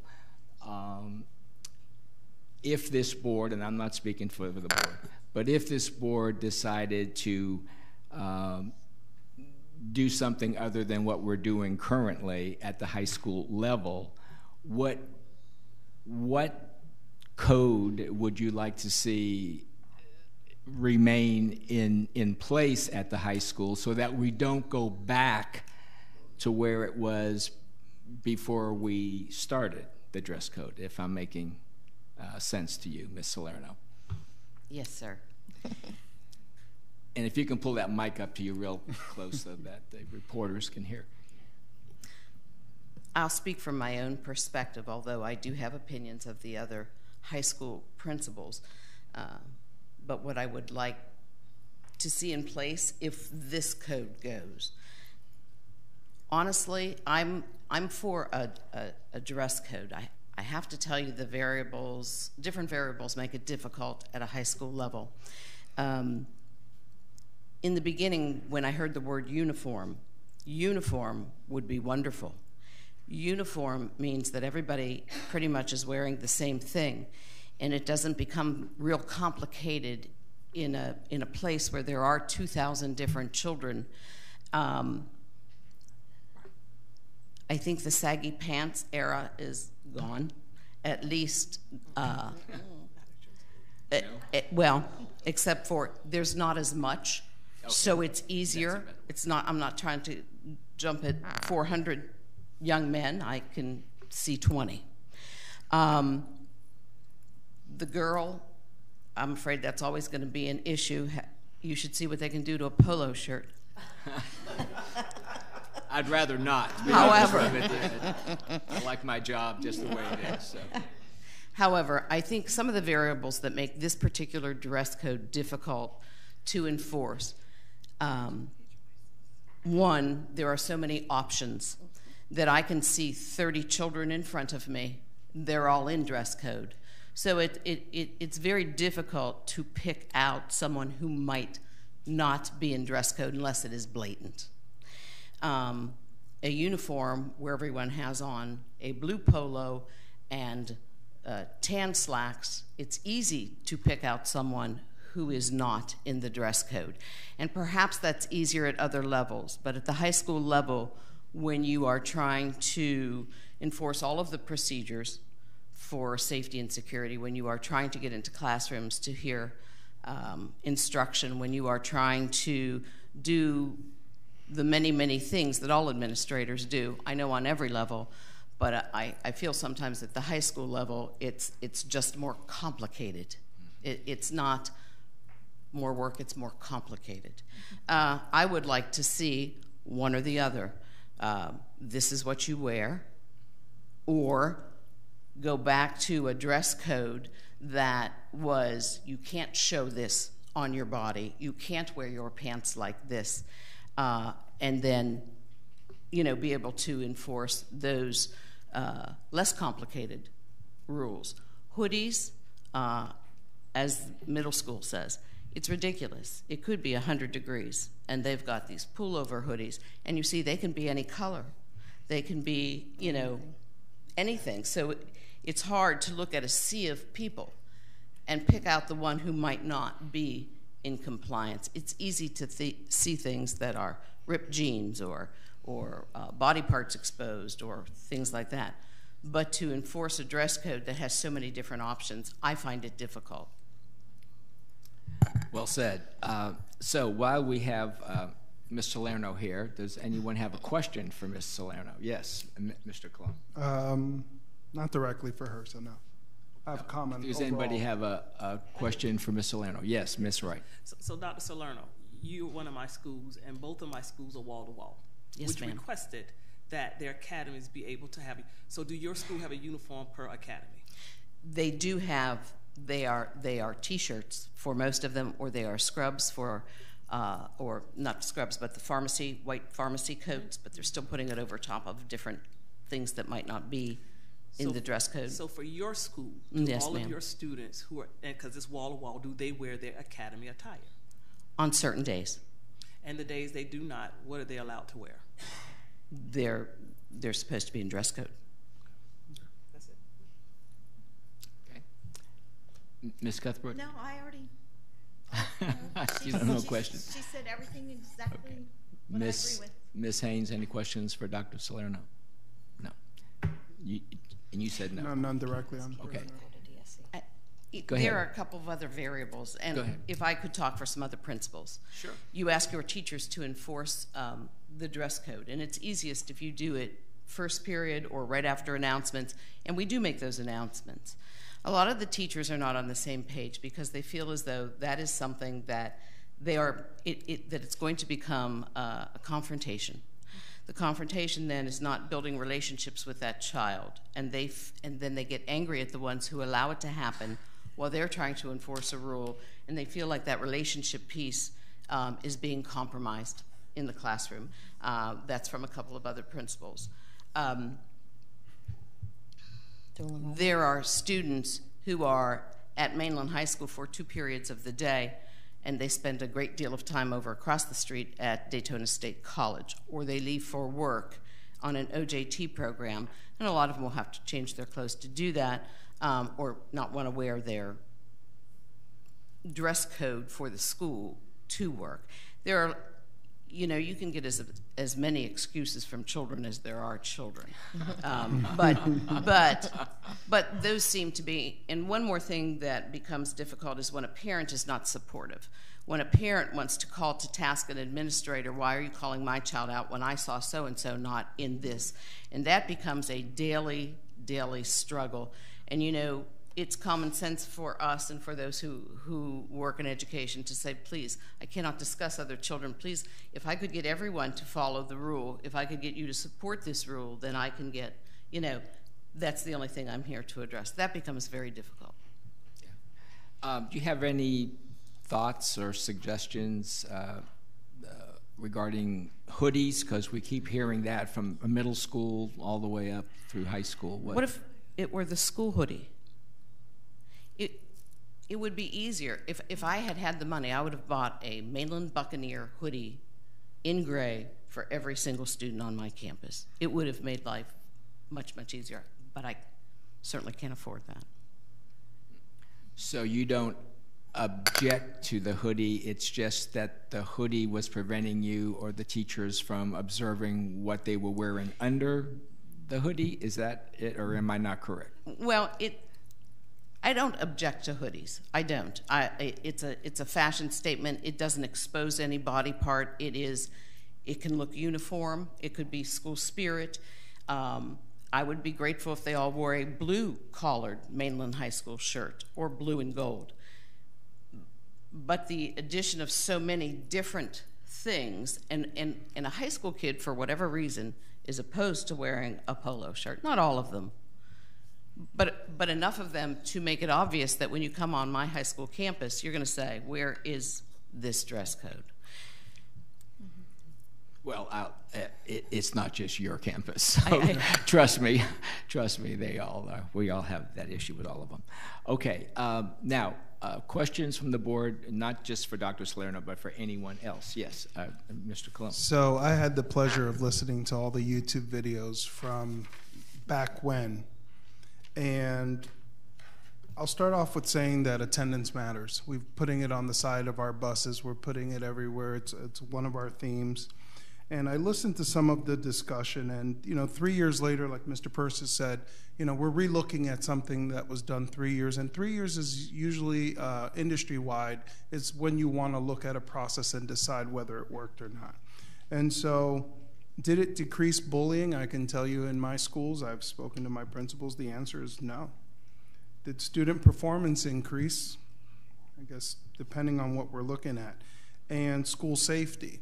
And so the variable of the hoodies takes away the whole school safety piece of it. Now, I don't see how we could say to somebody, you can't wear a hoodie because some of these classrooms are cold. And so to objectively say, well, you can wear this hoodie, now you're adding the potential of a financial burden on a child.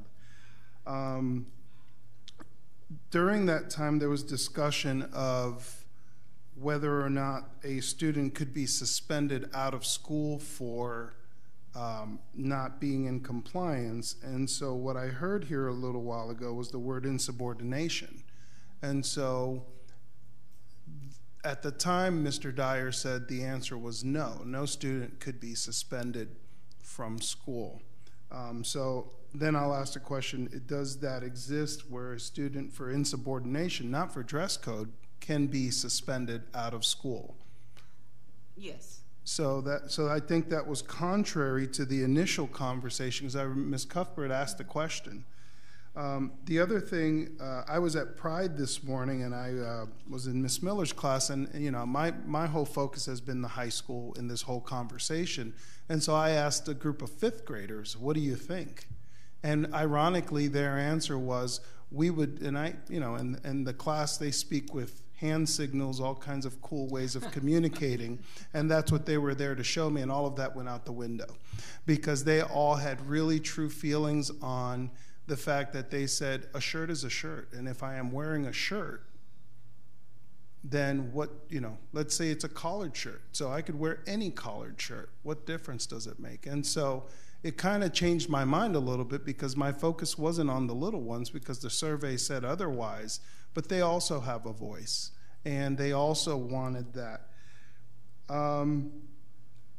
I have no opposition to looking at this. I think part of the problem at the time was that we were looking at the board to come up with this decision of what it should look like. And so my suggestion, and you know, I had a principal early on bring this to me, is, you know, let the principals decide what they can enforce. Bring the APs who are charged with enforcing this to sit around a table and tell us what do they feel is appropriate, because it's one thing to do it from up here, it's another thing to have to be the one to enforce that. And I think that our principals and APs, and I say APs because they're generally the ones that have to enforce it, can come up with an option and a recommendation to the board where, you know, if we had asked principals this many years ago about this, they would have told you there's absolutely no way we can enforce this. And so we gave it a shot. 3 years later, we did, and this is where we are. And there were some quotes that I pulled out of there, which was, Mr. Russell said, implementation is my responsibility. And so I would say we definitely don't have a uniform. And so to say that we have a uniform, that goes against the definition of the word uniform. Ms. Cuthbert asked, in the meantime, are students going to be out of class, especially at the high school level? And the answer was that could be. Well, the answer is that is. Because if we were actually enforcing dress code, your auditorium would be your in-school suspension. Probably accurate every day? I would say so.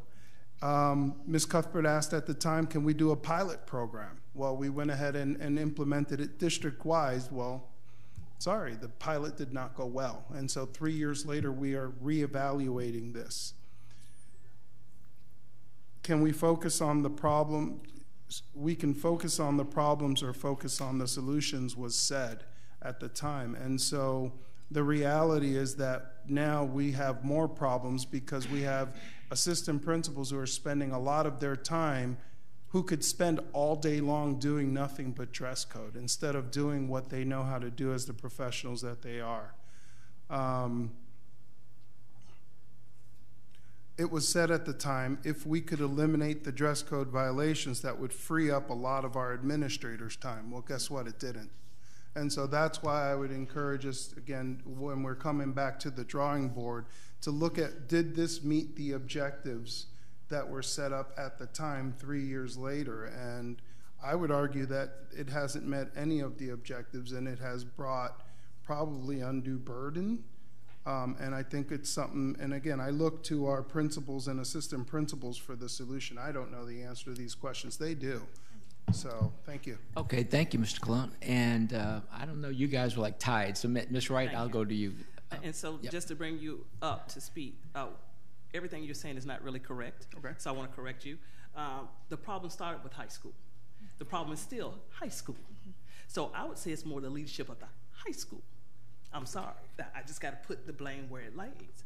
Because if high school wouldn't have, if they'd have followed the dress code at that time, which was not a uniform, it was a very lax policy. We couldn't get our principals to make sure the students followed the lax policy, which drove us to look at a uniform policy. As you see from the comments, the middle school and the elementary school don't have a problem with it. The kids do have a voice. They are able to wear t-shirts. Again, it came back. So if we listen to our principals, I don't know if our high school principals, and had Dr. Solano, I'm gonna let her answer, I don't know if they have a solution. I really don't, because the problem was high school. Again, I have 2 wall-to-walls. I can tell you, I go on both of their campuses. They could easily solve some of their problems by having their wall-to-walls wear uniforms every day. And they don't have to be strict if they can wear scrubs every day. I mean, we didn't tell them the parameters. But even with that, I've gone on both of their campuses, and I've seen violations. So the question is, and I asked Dr. Salerno, what is the solution? Okay, we may get to that. And Ms. Cuthbert. I've always taught high school, and when teachers, especially young men, young women, stand in front of students, there's a 45-degree angle, and there's things that we see that we don't want to see, front and back, as we go up and down the aisle, and it's that's one reason why we needed a cover-up, and that's why we went to the collared shirt. I suggest the hoodies are a problem because it's a toss-over and everything's covered up, so you can't see. You can't ask a student to undo or take it off because that's a violation of their privacy, and a male administrator telling that to a female, it's not a good idea. I suggest they be zipper only. If they're going to wear an outerwear, it needs to be able to be opened, and not a sweatshirt, but to be opened, so all you have to do is unzip it and see. New Smyrna Beach High School has been wearing an ID. All students, especially at the high school level, their pictures are taken and IDs are given. A lot of times those IDs are in their wallets, their back pockets, their purses. They need an ID to get into a basketball game, baseball games, correct, dances, whatever they do on campus, they need that ID. Let them wear it on a lanyard around their necks so it's visible, and their pictures on it, and we can identify a student right then and there, because that's the whole purpose of this. We wanted to be able to identify our students on campus. And as we have our single point entries, it would be real easy to say, where's your lanyard, where's your ID? As students leave campus to go to lunch, they flash their ID. And on that ID could be, yes, I'm allowed to leave campus, no, I'm not allowed to leave campus. Very easily enforced. If a student is dual enrolled, maybe a blue star, and that person, and you can put a 1 or 2 dual enrolled first and second period, any kind of coding we can put on that ID. IDs don't have to be 2 by 3, they can be 4 by 6, however I would think, but I think more schools are getting more ID equipment and pictures, and there's all kinds of things that we can do now with this technology, which is so much better today than it was 3 years ago. I think a collared shirt is a good idea. If we wear scoop necks, there's all kinds of 3 inches down from the middle of your neck or what. So a collared shirt, I think, is a great idea. And I know kids can do a whole lot with a collared shirt, but 2 or 3 buttons is better than all buttons. And also, I think the most difficult enforcement we have are the shorts, especially with girls. Girl shorts are way too short, and too many of them don't quite realize how they're seen by others. So it's we would need to talk about the length of shorts. And at that time, it had to be mid-thigh. And I was recently on Spruce Creek High School's campus, and I saw very few that were mid-thigh. And I saw more students out of dress code than in dress code. And if we're going to do this, we have to make it easier for administrators and a non-issue for our instructors. Our instructors are there to develop that relationship, as was said. They're there to encourage the learning, make the kids be successful mentally, socially, academically. And if we can make it easier for administration to quickly survey to make sure our campuses are safe, I think that ID would be great with a collared shirt, because if they wear a shirt without a collar, like your shirt right now has no collar on it, that lanyard would wear on the next. But if it's under a collar, they can flip it underneath that collar and it wouldn't agitate the backs of their necks. Because some students, and we discussed this a couple of years ago, do have skin conditions. So, but I think a couple little simple steps like that might help. Might help. Okay, thank you. Ms. Haynes, you have any thoughts, comments? Yes. The one thing I picked up on that Dr. Salerno said is... Ms. Haynes, you can pull that real close to you. Sorry. The one thing that I picked up on that Dr. Salerno said that I agree with is it's not really a uniform policy.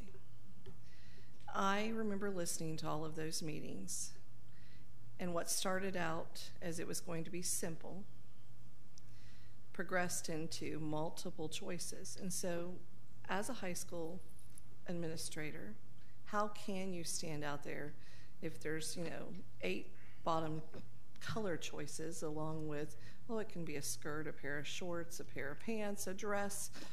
A collared shirt's an easy piece. It's what the bottoms are that make it difficult. And when you're looking at 2,000 to 3,000 students standing out there, you can't. It's too time consuming. A concern I do have is, having taught at all levels, is that as a classroom teacher, if there were policies and procedures, it was my responsibility, yes, to build relationships with students, but it was also my responsibility to follow those policies and procedures, whether I agreed with them or disagreed with them. I was hired to do a job, and my job role was to follow the policies and procedures that were given to me. I didn't get a choice, I never viewed it as a choice. And following those, I could still build relationships with kids, because there's rules in life, and even when they leave school, there's going to be rules in life. And so I'm a little disheartened that part of what you're experiencing at the secondary level is people making choices of whether or not they will follow like saying, I personally don't agree with this, so I'm not going to follow it. Yeah, I didn't mean to come across like that. I was simply relaying some of the commentary from other principals who said that it is a relationship busting kind of thing. That's how some of their teachers felt. And actually, teachers do follow the policies and procedures to the best of their ability. What happens is they get upset with others who might not have done so, and therefore they feel as though they're the ones that are suffering with their relationships. I didn't mean to say that teachers don't follow policies and procedures, because they do. No, and I picked up on that. I picked up on it that maybe first period, part of them are checking, part of them are not. And that makes it really hard, because if we're teaching a student first and second period, third and fourth period, or whatever, and I say, because kids we even know slip into restrooms and they make changes. They may leave, the parents drop them off out front, and I'm telling you, that's what happens at high school, okay? All day long. All day long. So they may have been just fine in my third period class. That is correct. Because they knew I was going to check. That is correct. And then they go over to Mrs. Wright's fourth period class, and in between they stopped in the restroom, and we went from having maybe appropriate bottoms to now we have inappropriate bottoms, because we know the rest of the day we're okay. That is correct. And I know that that's what you're facing, and I think there were way too many choices. That's just coming from my own personal opinion, because a uniform is a uniform, not 25 options. And I'm open to hearing, but I think whatever decision is made, all the adults need to step up, regardless of their opinions, and whatever decisions made, we need to follow that, because we did. We got here because when you walk on high school campuses, we saw way too much. I'll be honest. Thank you, Ms. Haynes. Yeah, so just, we can go back, and I think we're all kind of saying the same thing as it relates to high school. And I will say this, though. I think the dress code that was enacted 3 years ago has helped things overall. I think it has helped things at the elementary and middle and at high school. While they may not be in compliance with our dress code, overall, there is not that it's not the type of dress that they were wearing. Dr. Slanham, would that be correct? That they were 4 or 5 years ago? Because you've been at Mainland the entire time, so you could address that. And so what I wouldn't want to do is, as we move away from this, let's say at high school, that we don't revert back and let it be like anything goes, because we aren't, I don't think we're saying that anything goes. And so that's why I liked Mr. Cologne's thought that that we do ask the high school assistant principals, give us a little more guideline here about what we can adopt that would be easy for you to enforce, easier, it's never going to be easy, without going back to anything goes. Because we got to have standards, and we don't want students wearing profanity on their shirts and, having their pants down by their knees and girls showing everything. But at the same time, I realize that they're high school. I realize that they go off campus. I realize they have their individuality that they want to express, and I get it. And, from where I think we are is, as long as they're looking clean and nice and not offending anyone by their dress, most important thing is that they come to school with a good attitude, and they're here every day, and they're cooperating with their teachers and doing the best that they can. And so they don't feel like we're like picking on them about something that they have on that may or may not meet the dress code. Because as you say, teachers get into it with each other, and the situation that Ms. Haynes brought up is so true. And it's not just at high school, but it's at middle school too, that one teacher is more likely to enforce it than the other teacher. I used to have teachers, say, I have this child in 5th period. How did he get through the first 4 periods wearing these clothes? And it says, well, I don't have the answer for that. Did he just change into them, or was he wearing them the whole day? So you do have those issues which drive teachers a little crazy, and assistant principals and principals too. Mr. Persis, and that's one of the challenges for our high school administrators. If you get to 5th period and you notice a student out of dress code, then you think about the fact that this student has been to 4 classes prior to that. Now, are you to stop what you're doing and go back now and backtrack and go and address each of the first 4 period teachers about this student's dress during that day? That is part of the issue that especially high school principals face.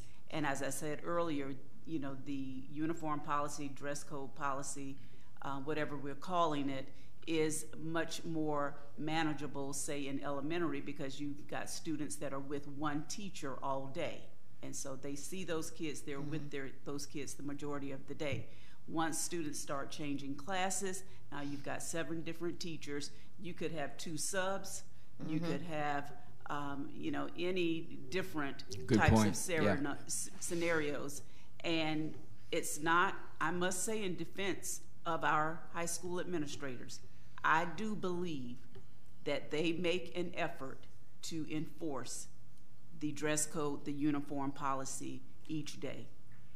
With other things that come up in the midst of their day, they could be responsible for testing, they could be dealing with other discipline issues, they could have a parent that comes in, they could be an IEP meeting, all types of things could happen during the day, which, now if you're sending 50 kids to the office because they're out of dress code, what happens to them? Who's dealing with them?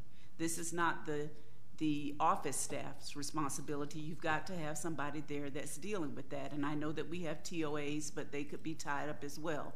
And so it just does become something that snowballs, maybe a little out of control when it comes to actually being able to manage during the course of the day. Excellent point there, Ms. Freeman. Yes, Ms. Wright. So, Ms. Freeman, I want to ask you the question. So, middle school has the same, they change classes, and all 10 that responded still don't have the problem that high school does. Okay.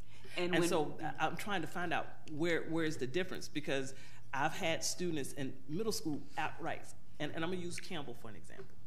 For all practical purposes, people feel that Campbell's probably the toughest middle school to attend. Dr. Packett doesn't have a dress code policy issue. Don't have it. 90% of the times, his kids are dressed.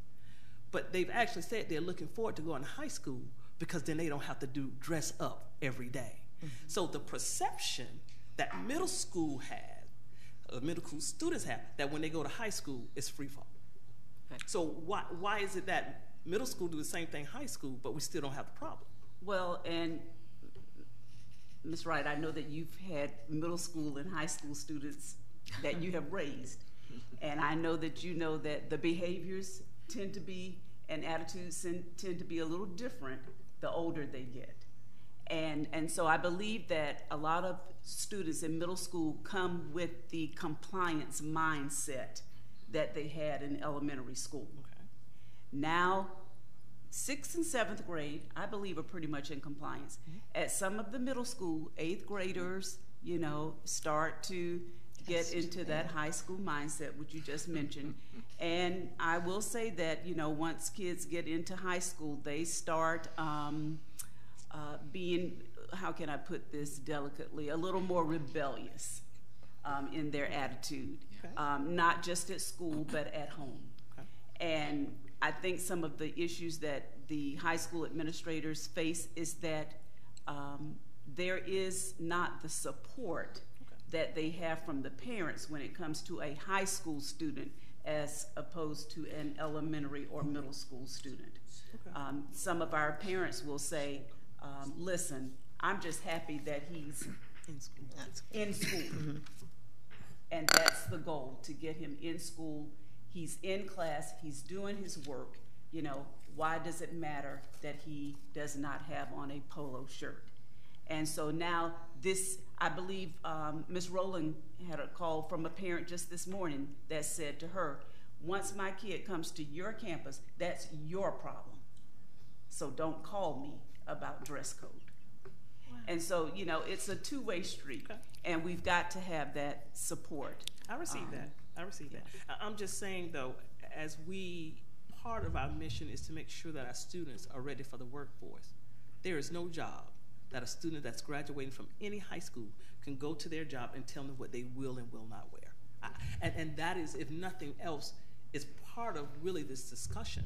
Because as we plan, I don't care if it's construction, if you don't come with your hard hat and your tool belt, they send you home. You don't get paid. So it's not so much the clothes, even with the parents. What are you telling your child when he or she graduates that you can do whatever you want? And the answer is no.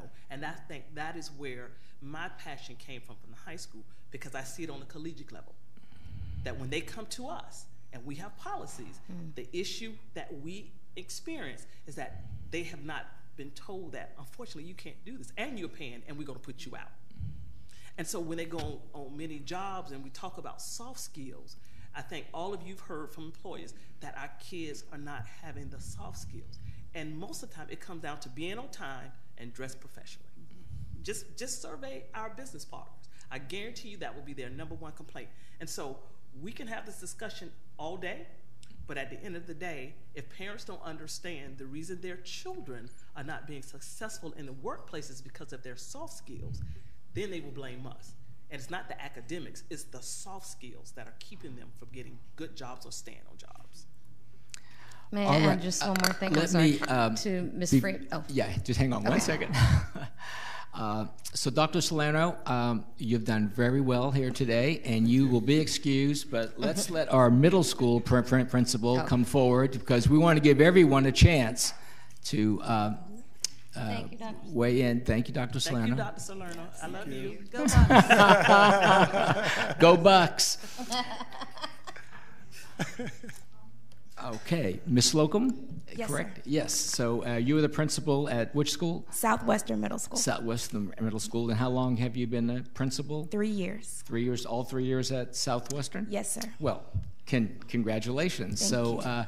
So you were there then, I guess, just when the dress code started. Correct. Correct? Yes. So you've been sitting there, you've heard of all of us talk and the questions, and I'm sure you participated in the survey that was sent out. If you could make one tweak to the middle school dress code, what would it be? What could we do as a board that would help you? Zippers on hoodies and less pants choices.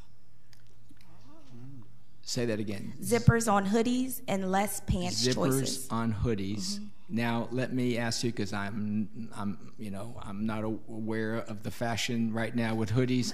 So, for instance, if we were to say that, is that a wardrobe item that is readily available at a low cost for people? Yes. So it's not something that I can't find one of these anywhere, and the school Correct. board's crazy. Okay. Correct. Just like Ms. Cuthbert said, it just allows us to easily identify if a student has on a collared shirt or not. Because with the hoodies that do not zip, they can tie them up, and it's very hard to see whether they have on a hood. I mean, whether they have on a polo or not. Okay, and then a zip hoodie, and then you said more colors. No, less pants. Colors.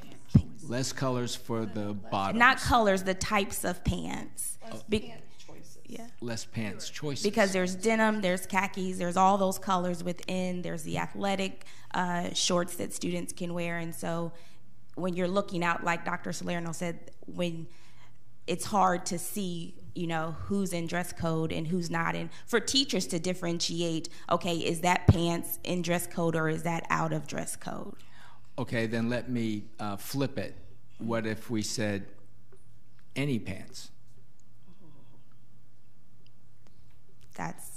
I'm just saying, what is easier to enforce? One or two colors, or you don't have to worry about the color of the pants. I'm trying to make it. I'm trying to keep the standards high, but making it as easy to enforce so that teachers aren't spending a lot of time on that issue in assistant principals. That's all I'm saying. So, but we have our middle school principal here now. So, Ms. Cuthbert, I'll let you start and go ahead. Would you think a lot of the kids wear their cargo khaki pants? No. The gentlemen, the No. boys, they don't. No. They wear athletic. What do they wear? Athletic shorts or jeans. Okay, and so what are your school colors? Black, red, white, gray. Wow. Okay, what if they wore those colors? Would that help? Your school colors? It would. I mean, the color choice would help. So it would be helpful maybe if middle school principals could choose their 3 colored bottoms, correct? Would that be? That would, because you could easily identify Okay, so what we're they trying had to on. make it simpler. Correct. Okay, and we've also added khaki too as an all resource. So maybe 2 of your school colors and a khaki pair of shorts. Because one of the issues in middle school is that they can wear denim, but then the teachers, they came with stonewashed denim, so it's it's not blue, but it's half blue and light blue, and so those are the questions that come into teachers' mind. Do I send this child down for dress code or not? Because it is denim, but now it's stonewashed denim.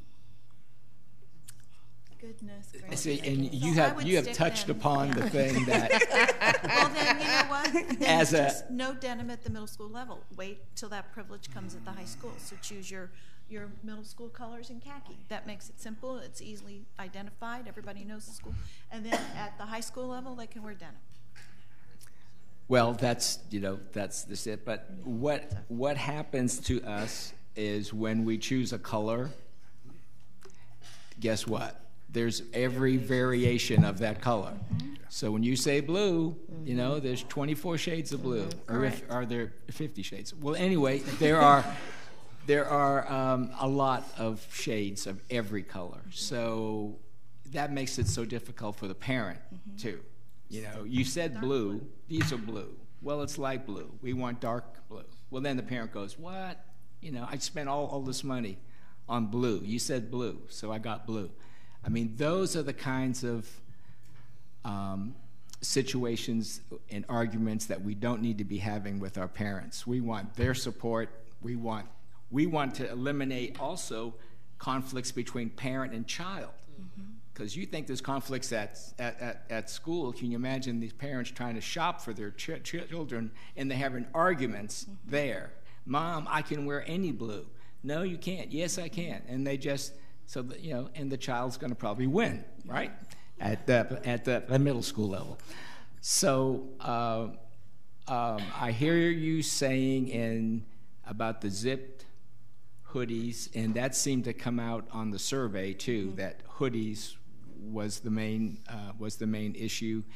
And then your other issue you said was the wide variety of bottoms. The wide variety of bottoms.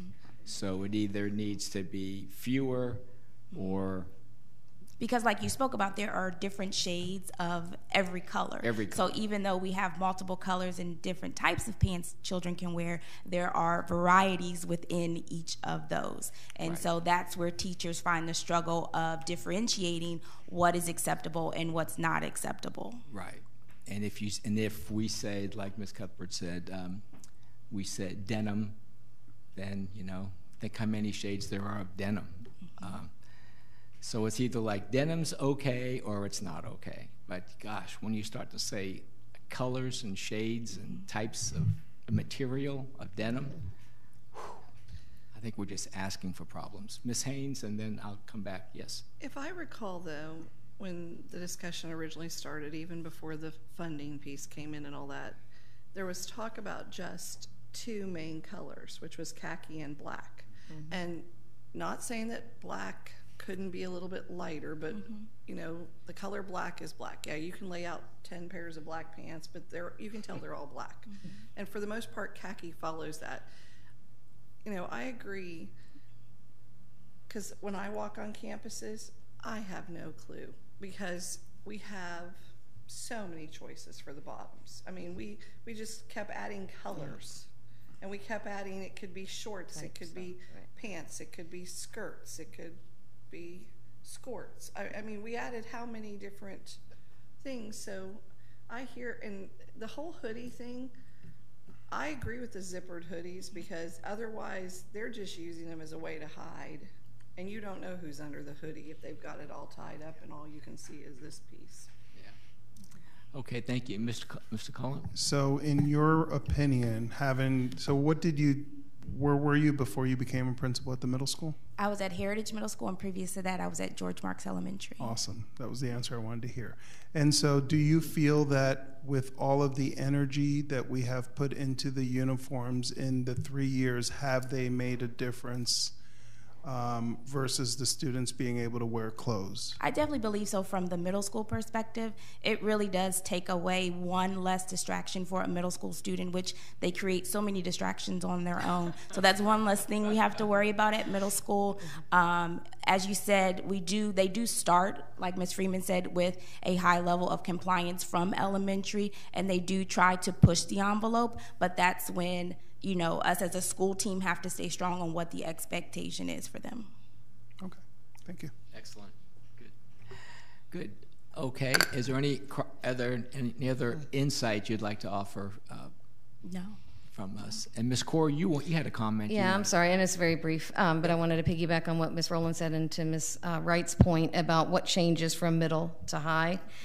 What is your enrollment currently approximately? 740. 740. Mainland High School sitting at about 1,800. So you're looking at double plus the number of kids with only one more administrator.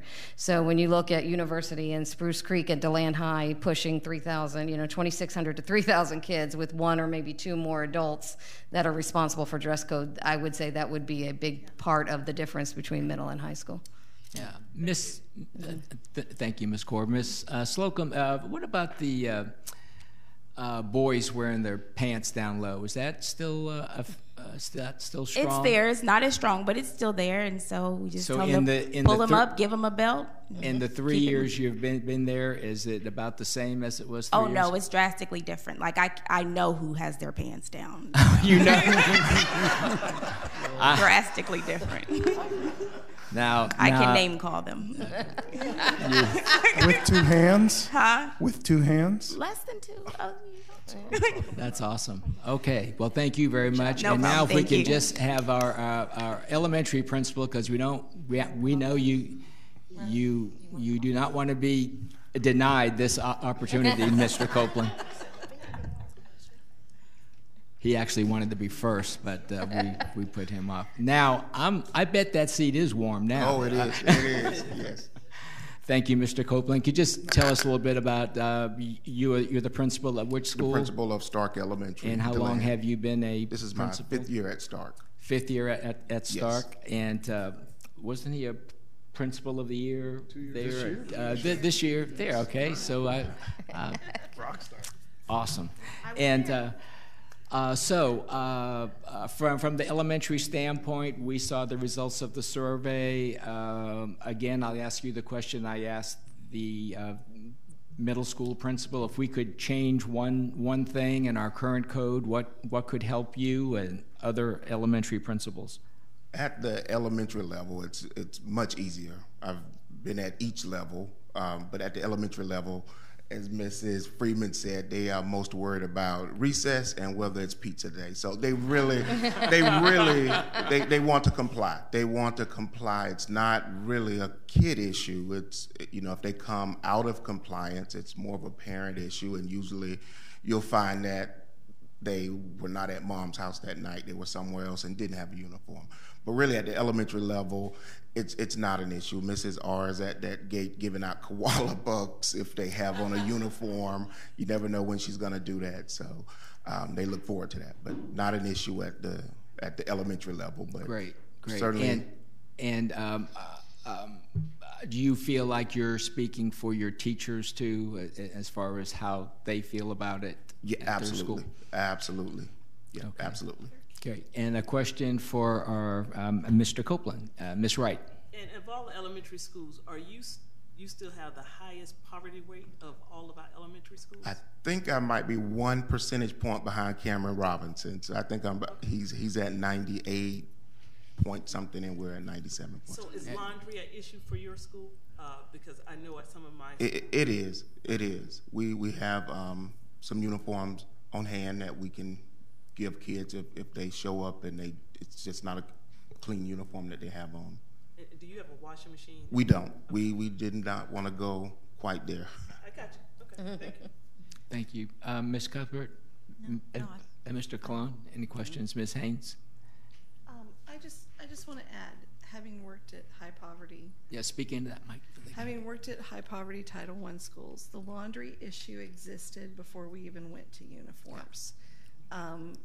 We had kids come in when it was a free choice that needed clean clothes, even at that time. Yeah, so I saw that piece about laundry, but laundry is something that just exists for our children, whether we're putting them in uniforms or anything. Yeah, so absolutely right. If the laundry, Ms. Wright? If the laundry is the issue, so would it be easier if we just had uniforms on hand? Would that help that problem versus? Well, we do. We have a few on hand that if the kid shows up and it's but not just your school. I'm just saying in general that would help the elementary schools. I think most elementary schools have a few on hand, okay. And you kind of know which kids might need those uniforms. We've gotten a lot of support from the community that have business partners with various schools, and so I believe that all of our schools have some resources available for students in the form of uniform tops and in some instances bottoms as well. And I believe it would be easier Ms. simply Haynes, because when we used to have a child come in that needed some clean clothes, when you would take them into the area where we kept them prior to uniforms, it was then them looking through clothes that were there that then they were like, but I don't want to put that shirt on because it's going to really make me stand out, where when you put them in a polo, Absolutely. they're dressed the same way. Yeah. Because a lot of that was clothing that people donated, and then kids it wouldn't fit them right. They didn't like what it had on the front of it, or it made them thinking, well, that's not what everybody else is wearing. And so it made it more difficult. Good point. Okay, Mr. Copeland, is there anything that any insight you could offer the board? You want us just to keep it just at the elementary level? I think most principals at the elementary level would agree it's working well at the elementary level. Okay, thank you, Mr. Copeland. You can leave the hot chair, and I just want to invite Ms. Rowland back, and Ms. Rowland, because we didn't, and I know you are obviously the area superintendent for our lower poverty schools, let's just say, and so any issues there you want to bring up, either at elementary or middle school? I know you have Holly Hill School, yes, for instance, our only K-8 school. Yes. And the only concern I would have with elementary has already been addressed by Ms. Haynes, Ms. Wright, and with Mr. Copeland. It is the laundry. I had one school that requested a washer and a dryer on campus in turn for parents coming to volunteer once they're clear in a classroom or come on a cleanup day, because when elementary schools kids come to school and they're dirty, they know they're dirty. And the day starts out horrible for them, and that takes up time as well. They're elementary, but they know when they're not clean, and they know when they don't smell well. So that is a big issue at the elementary side, where the kids are coming to school and their hygiene is not good, their clothes are not clean, and they know that. Even though they're 5, 6, they know when they're not clean, and it causes a problem for the rest of the day for those children. Sure, yes. And most schools that I have, they do have extra uniforms for the kids to put on, but it goes back to their underwear. So if they're putting clean clothes on top of dirty underwear, the kids still don't feel clean. Right.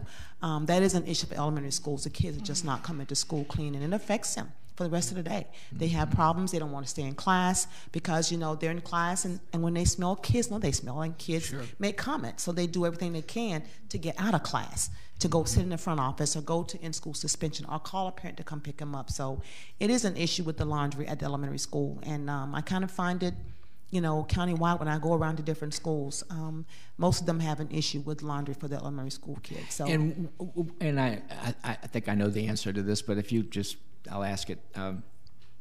Children who are coming to school and with soiled clothing on or day after day, what does the school do to assist that child or parent? The school gives the children uniforms to put on, but we don't have the underwear for them to change. But the top clothing, they are given a change of clothing. I was at Mr. Copeland's school one day, and I witnessed that the kids came into the front office, and the smell was horrific. So I asked Mr. Copeland, can we do something to help this family? He said, Ms. Rowland, I've given them probably 6 to 7 sets of uniforms to put on. But what they do, they wear them and they're not laundered. So if he continues to give that family 6 or 7 sets, he's going to run out real soon. Sure. But they do give them uniforms to put on at elementary school. They make sure those kids get basically what they need to be clean and go to school and class and feel good about themselves. But they do offer a change of clothes for the elementary school kids when they come and their clothes are soiled or dirty. Right, and I feel that at some point principals or somebody, teacher, would call the Department of Children and Families as well, if this is really not getting any better and the parents don't seem to want to assist in any way. I commend all the schools that are doing all of that work. That's certainly wasn't part of the job that you thought laundry. But and I think it's important for the board to really hear this, that what a big issue it is, and as Ms. Haynes said, it's been an issue. It wasn't because of the uniforms or dress code. It has been an issue for quite some time. Well, she did make an important point with the clothing that we had before. Kids did stand out because they weren't always ironed, or they didn't always match. So now they can look like their peers because I have on a uniform. Yeah. So it makes it a lot easier for those kids when they're given something different. Any insight from you on the middle school side of things? When they come from, I forget who said it, but when they come from elementary school and they enter 6th grade, they're compliant. When they're in the 7th grade, they're compliant. But they do start to feel Wheaties when they get in 8th grade because they have an older sibling in high school. And they start to want to, they're growing up, they're being individuals. So it can be a little challenging when they get a little bit older because they want to do what they want to do. And sometimes you don't have the parental support. They jump on you about telling their kid what to put on, or a male that said a child's shirt is too low. It creates a very uncomfortable environment for teachers as kids get older and they start to develop. So it can be an issue. Mm-hmm. The older they get, I think the more of an issue it becomes because all those things come into play. Sure. And your thoughts on the hoodies? I had a problem at middle school with hoodies. The pullover hoodies are a problem because they do tie them extremely tight. You can't tell what they have on. And 9 times out of 10, they don't have on a uniform shirt. They have on one of the little slim, ladies have on just a spaghetti strap. The guys will call them what they call, I don't want to call them the name the kids call them, T-shirt, or the ones without sleeves in them. I don't want to use that word because it doesn't sound good, but the ones that have no sleeves, and that's what they have on. But I think the zip-ups would make it a lot easier for you to see whether they have on a uniform shirt or not. But the ones that pull over are a concern, and they have always been a concern at middle school. Okay. Thank you. Board members, any other comments? I want to kind of wrap this up. Yes, Ms. Wright. I do want to thank all 3 of you, all 3 of the principals. Dr. Salerno, I am hard on high school principals because at the end of the day, that is our last effort, really to get those students ready with their soft skills. So it's, again, my issue is not even the uniform. Is that, and we do have a builder back there, and I would love to hear him when he comes up, or if he comes up. But at the end of the day, I think we have to really stay in tune with where our students are going once they leave here to understand why it's not the uniform, it's just the practice of having good habits, being timely, dressing professionally, because that impact their careers later in life. But thank you all. Yes. Did you have one final just thought? One last Yeah. Which is why I said the ID. Almost every business now you have to have an ID. It's non-personal. It's easily seen. And if we just have a collared shirt, anything to do with the school, with an academy, a uniform, whatever, it's school-based. Even if it's UF, it's still school-based. And I'd make exceptions to FSU, but. I love it. I just wanted to, but see, that way it's simple, it's easy, and it's not personal. So, and it's easy to take on and off, easily seen. So, and that is work-based now. Thank you, Ms. Cuthbert. And Mr. Superintendent. We will be addressing the lanyard and IDs at a later meeting. The direction I've taken from the board at this time is to pull together high school principals and assistant principals for presentation to you all to see what they believe will work and that they can fully enforce at their school. Yeah, and if they cannot have not like a workshop, but they've already met, have them meet, and then decide amongst themselves with these recommendations, 1, 2, 3. And I can tell Mr. Chairman that the area superintendents are excited about this new task. Extremely. Yes, I can see the excitement. Is it possible to hear them before the end of the school year? Well, that was what I was just going to. You're reading my mind, Ms. Cuthbert. Obviously, whatever we do and change, we need to let parents know well ahead of time before the end of this school year for sure. Right, Mr. Superintendent? Yes, sir. Okay. Mr. Percy, Ms. Freeman. Can I just add that, of course, we did ask the principals what their suggestions would be if there were to be any changes. And I just want to mention a couple of things because I believe that these are the same things that we will hear. Okay. Again, more flexibility at the high school level, and by that I mean any color, collared or polo shirt, school spirit shirts such as athletics or clubs, Avid, Academy, any of those, just as long as they represent some school organization on campus, and to as far as the bottoms are concerned, to allow students to wear the jeans that have the rips and tears because those are the ones that they're selling in the stores. However, the caveat to that would be as long as above the knee, the skin is covered underneath. And so if a young lady had on a pair of ripped or torn jeans, and it was ripped above the knees, if she had, say, on a pair of leggings under it and no skin was showing, then that would be acceptable. And so those were some of the recommendations that came forth from the high school principals. Middle school and elementary principals, they don't want any change. Right. Except for the hoodie. Except the hoodies. Except for the hoodies. Yeah, just leave things as they are. That sounds great. If you just do this, then those recommendations that you just put forward, if you would then kind of send that out to all of your principals, secondary, high school principals, assistant principals, and say, you know, these are 3 of the recommendations that, you know, we have going forward. Do you agree, or are there any others you'd like to add to it? However you can get that information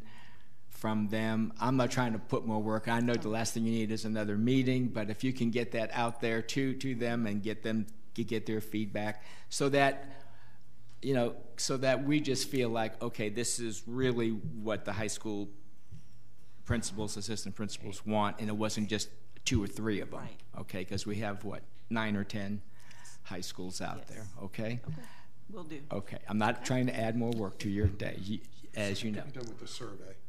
Yeah, I'm sure it could be done. Whatever, we're getting real good at surveys, it sounds like. All right, this concludes this discussion of the dress code item. And board members, do you feel like you need a break? No, let's. Or yes, no, you ready to go? Okay, then let's go on. It's cords, not codes. Cords, graduation cords. I'd actually like to refer to it as graduation attire. Graduation attire. Okay, so Ms. Freeman is still here, and Ms. Kaur, and Yes, Ms. Rowland will be coming back, I guess, for this one. I'm the clicker. Okay, who is going to lead us in this? Ms. Kaur, is it you or Ms. Freeman? No. Ms. Freeman. Yeah. All right, go ahead. I believe, as requested, I'm here to give you an update on our high school's practice of allowing the wearing of cords, stoles, or pins during the graduation ceremony. I'd just like to note that graduation is one of the most important milestones in the lives of our students. Each of our 10 high schools makes a concerted effort to ensure that this is a memorable occasion for each graduate and their families. I think we had a little technical difficulty here, and we're waiting to get it up. There we go. Here we go. And more specifically, as it relates to graduation attire. To summarize, Policy 319 allows for the principal to make the final determination regarding the graduation dress code at his or her high school. So there are a few things that each high school has in common when it comes to graduation attire. Each graduate wears a cap and gown, with the exception of students that have religious practices that would prevent them from, saying, wearing the cap. Graduates can't decorate their hats, and they must wear acceptable footwear. Ms. Freeman, now is that across the board? That's at all of our, each of our 10 high schools. Thank you. Okay. On the other hand, graduation gown colors differ from school to school, and in addition to what is acceptable as far as cords, stoles, and pins. So these are the things that they don't have in common. So the handout that you received, which was sent to you also as an attachment, lists each of the high schools and the acceptable cords, stoles, and pins that graduates were allowed to wear during the 2018 graduation ceremony. And so to summarize, if I could just briefly go down this list and to explain what this means. 9 of our schools allowed their valedictorian or salutatorian to wear some type of cord or pin that designated them as the val or sal. Right, and Ms. Freeman, for the purposes of this discussion, yes, there's only 9 high schools graduating, or is there one that is not allowing? There is one school that does not have a designation as far as a cord, a stole, or a pin that designates who their valedictorian and salutatorian is. Okay, and which school is that? I believe Seabreeze. I'm not positive. Okay, just want to know. Okay, great, thank you. Actually, it's not listed for DeLand High. DeLand? Okay, it may be DeLand, yeah. Or Seabreeze. Seabreeze has valedictorian. Oh, yeah, no, they wear medallions. So for the record, it's DeLand High. Yeah. So they don't allow either one. DeLand High. I want to make sure we get it right because it's on the record here. So. And thank you. You're welcome. I couldn't remember right offhand. Hard to remember. Okay. All right. And so I'm not going to read all of these to you, but for example, 5 of our schools allow students who have received the Medallion of Excellence recognition. They allow them to wear those medals during the graduation ceremony. 3 of our high schools allow Academy Stoles, and 2 of our high schools allow students that have already received their AA degrees from Daytona State College to wear a cord or a pin or whatever that designation is. So these are some examples of unique traditions that have occurred or are occurring at our various high schools. And by this, I mean that as far as candidates for the Superintendent's Diploma of Distinction, there is only one school, one high school, that allows students to wear some type of designation showing that they are a candidate for the Superintendent's Diploma of Distinction. Next, one of our schools allows students to wear something that indicates that they were in the International Baccalaureate program, and so on and so forth. One school allows their class president to wear a stole, I believe, that indicates that that person was the class president. So for each of these examples, this is only occurring at one high school.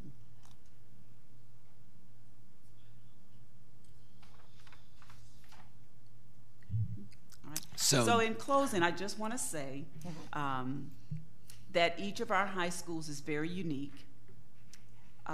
Graduation is just another opportunity to display what sets them apart from other schools. Much of the graduation ceremonies, as well as other graduation events, are embedded in much rich traditions. And in conversations with our principals, they've indicated that student voice has contributed to the decisions that have been made regarding the graduation attire. Thank you, Ms. Friedman, and thank you very, very much for that. I did not know all those things. I mean, how it varied from school to school, and I think Mr. Colon brought this up at first, so go ahead. Yeah, so it is not uncommon for a district to have a district policy for graduation and cords. There are other districts that have designated national cords, so they've designated which are the nationally accepted cords. Some of them had limited the number of, but what this variation creates, particularly in my district, is one school who says you can wear your cords and another one who says you can't. And so if I have a student who is attending one school and they have a sibling that's attending another school, the student's accomplishments at the one school are not recognized, yet at the other one they are. And so that, I personally believe that every student, should we opt to come up with what would be a fair and equitable policy for graduation that would allow every student to be recognized for the work that they've put in. Right now, that is not the case. In fact, and I'll keep speaking of variation. As far as school traditions, I called one of the principals who probably has the most nearest of stringent graduations, and I said, is this something you inherited or is this something you agree with? And the answer was, this is something I inherited. And so the tradition may have been started in God only knows when. And so is it something that is consistent? Did we have academies back then? Did we have academies with cords 15 years ago. And so I think that to say that we're going to measure a student's accomplishments based on a decision that was made long ago before these times would put us at a stagnant state. And so that is the reason why I had asked that this be brought up, because this variation from school to school is not making it fair in an attempt to make it fair. Some schools want nobody to wear anything so that every student is alike in their accomplishments. I can't imagine a school that doesn't recognize the valedictorian and salutatorian. I mean, in any case, we're talking the high end. And so if you were that student, imagine that one school out of our 9 does not even recognize them as such, yet the other ones do. So that, again, that variation, and so that's why I felt this was important enough to bring to the table, because, you know, we have lots of variation here, and that puts us at a very susceptible state as school board members, because we have to answer to those students who say, why can't I be recognized like my peers are across the way? And that's a fair question. So thank you. Can I comment? It is a fair question. Yeah, Ms. Freeman, yes. Regarding that, I will say that the graduation ceremony itself, it is the highlight of the graduation season, but it's not the only thing that occurs to recognize students. More importantly, there's always a senior awards night. And this night is the night that the recognitions are done, and every student that is receiving a recognition for whatever is recognized that night. And several of the clubs and organizations on campus also have their separate recognition events. Senior nights at baseball games and different things of that nature. And so graduation, although it is the culmination of the graduation season, it's not the only time that students are recognized for the things that their accomplishments that they have made, just not in their senior year, but throughout their high school matriculation. And so I didn't want it to appear that because a student was not, school had chosen not to allow a student to wear a certain cord or stole or pin at the graduation ceremony, that does not necessarily mean that the student has not been recognized, because all of the schools do have those award ceremonies, which are very grandiose in nature. Correct, and they're called graduation cords. And so having been to those assemblies, you know, where the Health Academy gives them their cords, and hearing students say, what's the point? We can't even wear them anyways, because they're graduation cords. And so this is a true story. I lived this last year, and the students, you know, they go with it because they don't have a choice, but again, they're called graduation cords. And so to not be able to wear them on that day, so that was that. It's okay. Ms. Cuthbert. I understand Mr. Colon's concern. The Medallion of Excellence is worn at one of my schools, and it is not worn at another one of the schools. But I'm a firm believer in the tradition and the culture of each and every high school. It's something that's always been generational. I think if they want to change, have the student council address it. Have the student council go to the administration and say, we would like to wear those Finance Academy cords around our necks, for example, or Culinary Academy cords, and let the school, let it be a school-based decision. Because after all, to watch, and you haven't had this wonderful opportunity yet. I only went to New Smyrna graduations. I had never gone to any others.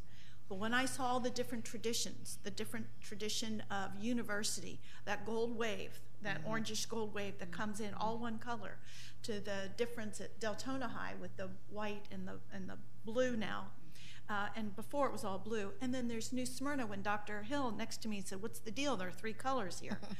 But to me, that was always the tradition. You have girls in red, boys in black, and the honor graduates are in white. And that's what makes it such a wonderful, exhilarating, personal, passionate experience at graduation. It's that expression of all that culmination of that graduation season. So I think it would behoove the students who would really like to make that change. That's why we have a student council. Have them go to their student council, bring up the issue, have the student council discuss it with the administration, and respectfully request a change in culture and in tradition. And say we would like to do this because there are quite a few of our areas that have 2 high schools. Port Orange has 2 high schools, Deltona has 2 high schools, and it's very important because DeWitt Taylor is very different from Seabreeze. Seabreeze is very different from Mainland. Mainland's very different from University High School. And they all represent a cosmic mixture of students that come from parents who probably went to the same school. It's very, very prevalent in my area, where everybody, it's generational, and there's this pride.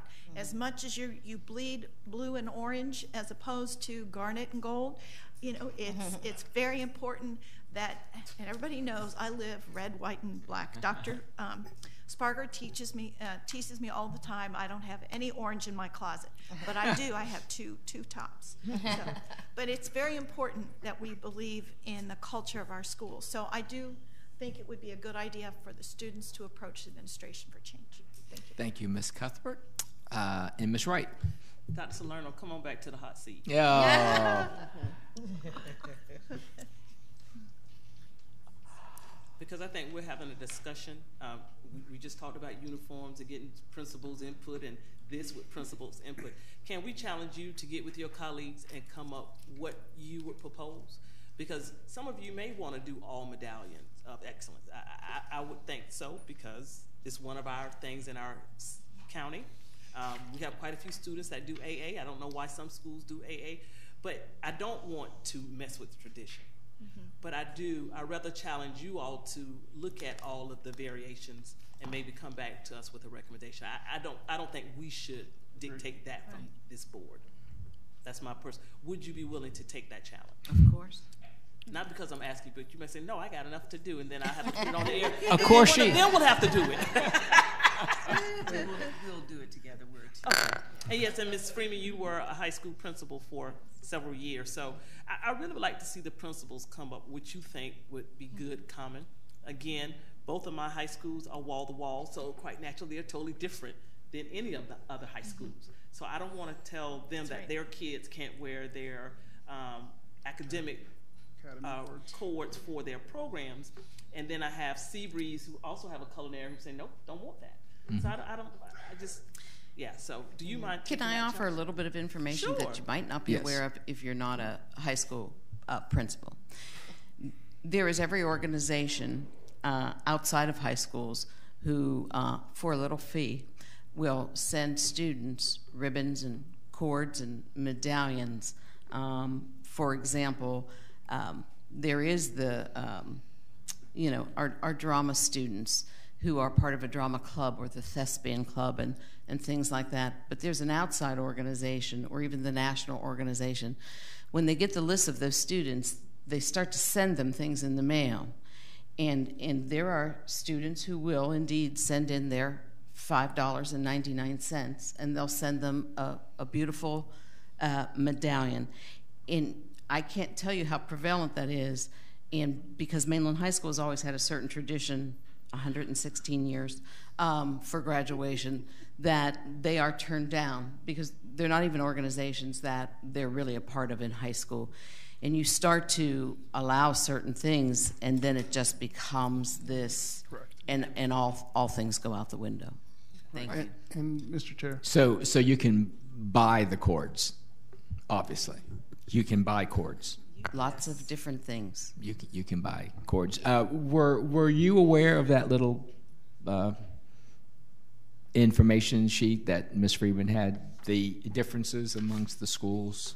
Yes. You were aware, okay. Yes, this was sent to all of the high schools. Oh, you were? Okay, great. Mr. Colon, follow-up? Yeah, and so to eliminate that variation, which puts you in a position every year to have to say no, no, no, the districts that I've seen that have had the policies determine which ones are the national organizations that we accept them from, which ones are not. And then there's always the principal's decision, but it's defined. And again, we're talking about chords. We're not talking about the traditions. We're not talking about everybody's going to wear black and white. We're talking about chords. And I can't imagine going to an academy student at, let's say, DeLand High. If you ask the academy students, do you want to wear your chords?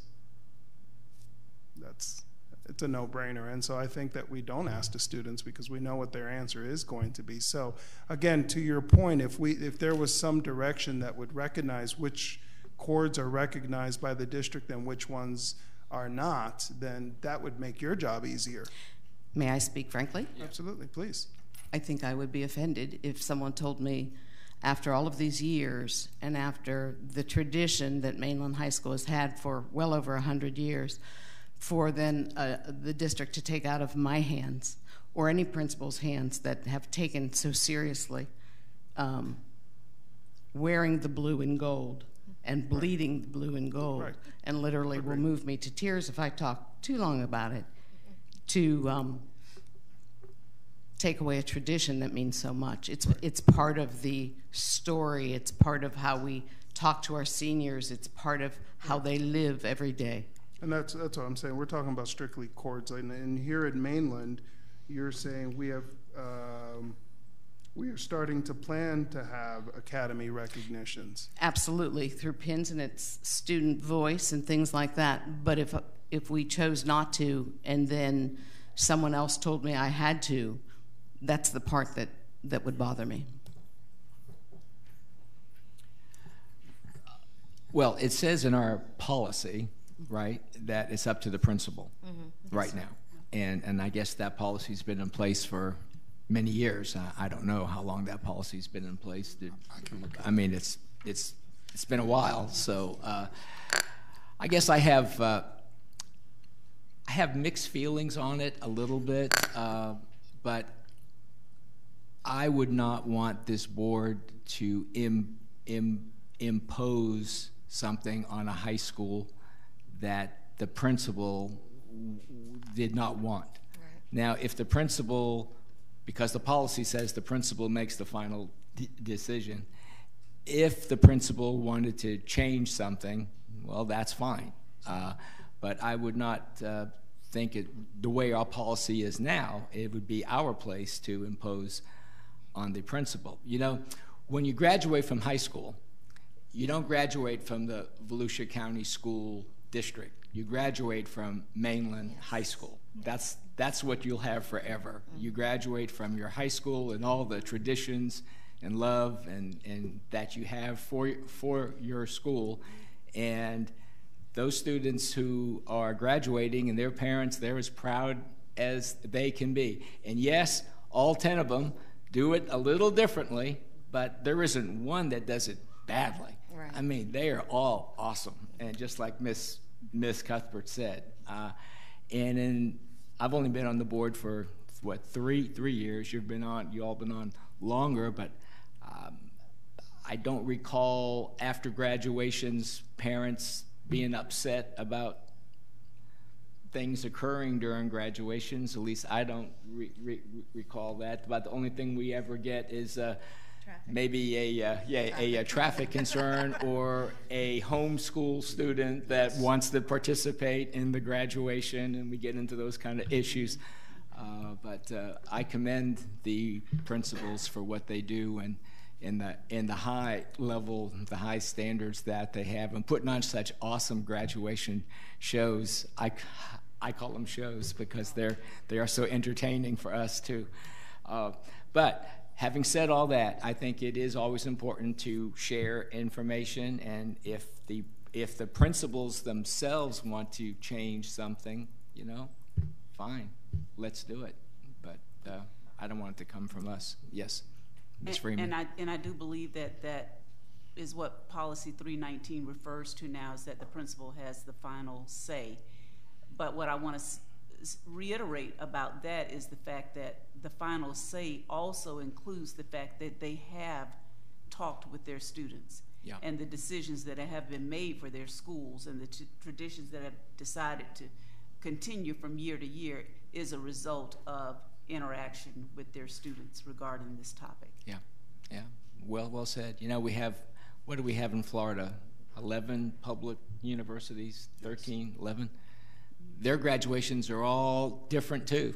And even though they're all public Florida colleges, they all have their own way of doing things. And, you know, so who am I to change it? That's the way I feel. All right, thank you all for your presentations. And that is the graduation chords. How about a break now, board members? Let's take a 10-minute break. You know, you all just had, we'll come back at 1:30.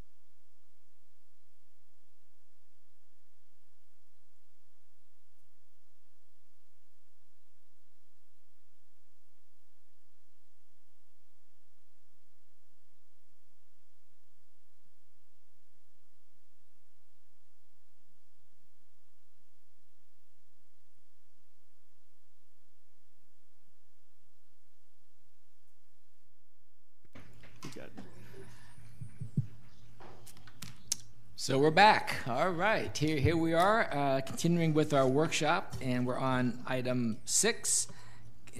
What does it mean? Yeah, so Chairman Persis, board members, Mr. Russell, we'll get ready to go through all of that here in just a few minutes. Thank you for this opportunity for Sarah Lee and I to be here this morning to go over this workshop here for you. So last month, actually I believe it was Ms. Wright, when we were talking, it was during your bonding conversation, one of the comments made was, can we come back and discuss what capital priorities are and what are our needs? So this is just intended to kind of be that Capital 101 presentation to help ensure that we all know what constitutes capital, what kinds of funds are available, and what our needs are. So our Chief Operating Officer, Mr. Aiken, he's over all of it.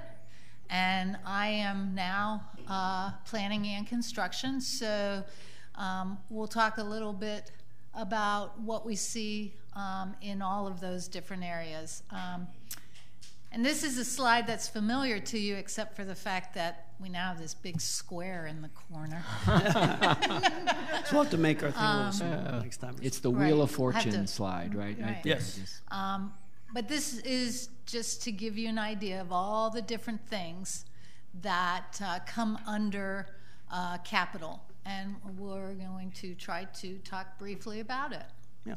So this slide here, what constitutes a demand. So, we have 82 facilities. And if you look at the data here, 58% of those are over 30 years old. So if you go back in 1980s, I think, Sarah Lee, we had a major project. We were going to put air conditioning units in all of our schools in 1980s. Wow. So anytime we add stuff to our schools or campuses or buses or whatever, we have to sustain and maintain that throughout the life cycle of that campus. You can see how many acres we have, just shy of 10,000 square feet of permanent space. 10 million. 10 million, I'm sorry. Thank you. Big difference. It is 10 million square feet. We'll look at the portables, 531 portables. We get down to 20,000 pieces of systems and equipment at high-vac, electrical, whatever. Now we're adding single-point entry. We're adding new locking systems. We have a Raptor system. We have new camera systems on 32 elementary schools getting ready to come out. So we're adding so much technology and so many pieces of equipment, we have to maintain those down the line. They're all competing for this capital funds. You look at technology alone, over 90,000 pieces of equipment and technology today. 90,000. 400 miles of wiring we actually have to maintain. So that's our data lines that are going out there today. So when you start looking at the magnitude of the capital projects that we have and we have to sustain and maintain, it's huge. So I'd like to talk a little bit about facilities-based issues, because it's really that side of the Capitol House that is the most expensive aspect. So we've categorized them in several different areas, and let's talk about curriculum related, because at the end of the day, that's what we're here to do, is to support our students and ensure that they receive a superior 21st century education. So here, what I've highlighted for you are some specialized spaces, and specialized spaces usually come with it a number of different aspects that increase the cost to create in the first place and or maintain later. Auditoriums, we provide auditoriums at the high school level as an independent, separate space. However, at the middle school, it's part of the cafeteria as well as at the elementary. So we have cafetoriums at our elementary and middle schools. Academies, career technical education. Give you an example of the difference that we can see. Several years ago, we did a new manufacturing academy, and I know you all have heard a lot about it, at Pine Ridge High School. That was a $2 million renovation project, including the cost of equipment. Recently, just about a month and a half ago, 2 months ago, you approved a bid for us to update the aquaculture lab at Atlantic High School. That was $225,000. So $225,000 to make sure that the aquaculture lab is current versus $2 million to bring a manufacturing academy into an existing space. So wide variety of costs associated with career and technical education. Media centers. Since the half cent, we have been trying to recognize the fact that the media centers provide optimal square footage and flexibility. So we've been working at the high school level. We'll finish our high schools this summer with DeLand High School, retrofitting that with our objectives being recognize that there can be a number of different activities that occur at a media center at one time. Keep our students on campus. Why should they go to Paneras to study when we have a perfectly good space? Hopefully in fiscal year 20, what we hope to do is start focusing at the middle school level on our media centers. Physical education and recess. Recess is now mandatory, so open space becomes more of a priority than it used to be. Fortunately, our growth is not what it used to be, and so portables are not encompassing all of our campuses the way they used to. But physical education, at the elementary level, we have playgrounds. We have two types of playgrounds, one for our pre-K and kindergarten children, and then another we call the intermediate playground. We have playground inspections every single year. So if there's a problem with the equipment and it no longer can be used, that becomes another capital issue. The pavilions, the last half-cent sales tax, we constructed covered pavilions at most of our elementary schools. We did not do all of them, and we are in the process of evaluating all of those elementary schools and determining who is lacking and how can we move forward to address that. But physical education is more than those spaces. Gymnasiums. We provide gymnasiums at the middle schools. We provide gymnasiums at the high schools. Extremely expensive space.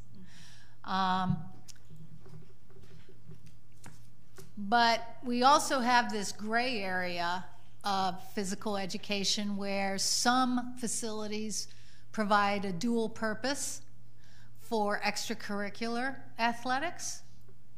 And then we have athletics that are constituting a higher standard than what we would necessarily provide as a curriculum piece. And that is a challenge for us.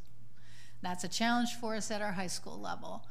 As part of the half-cent project list, there is a line item for high school athletics, track resurfacing, and athletic fields.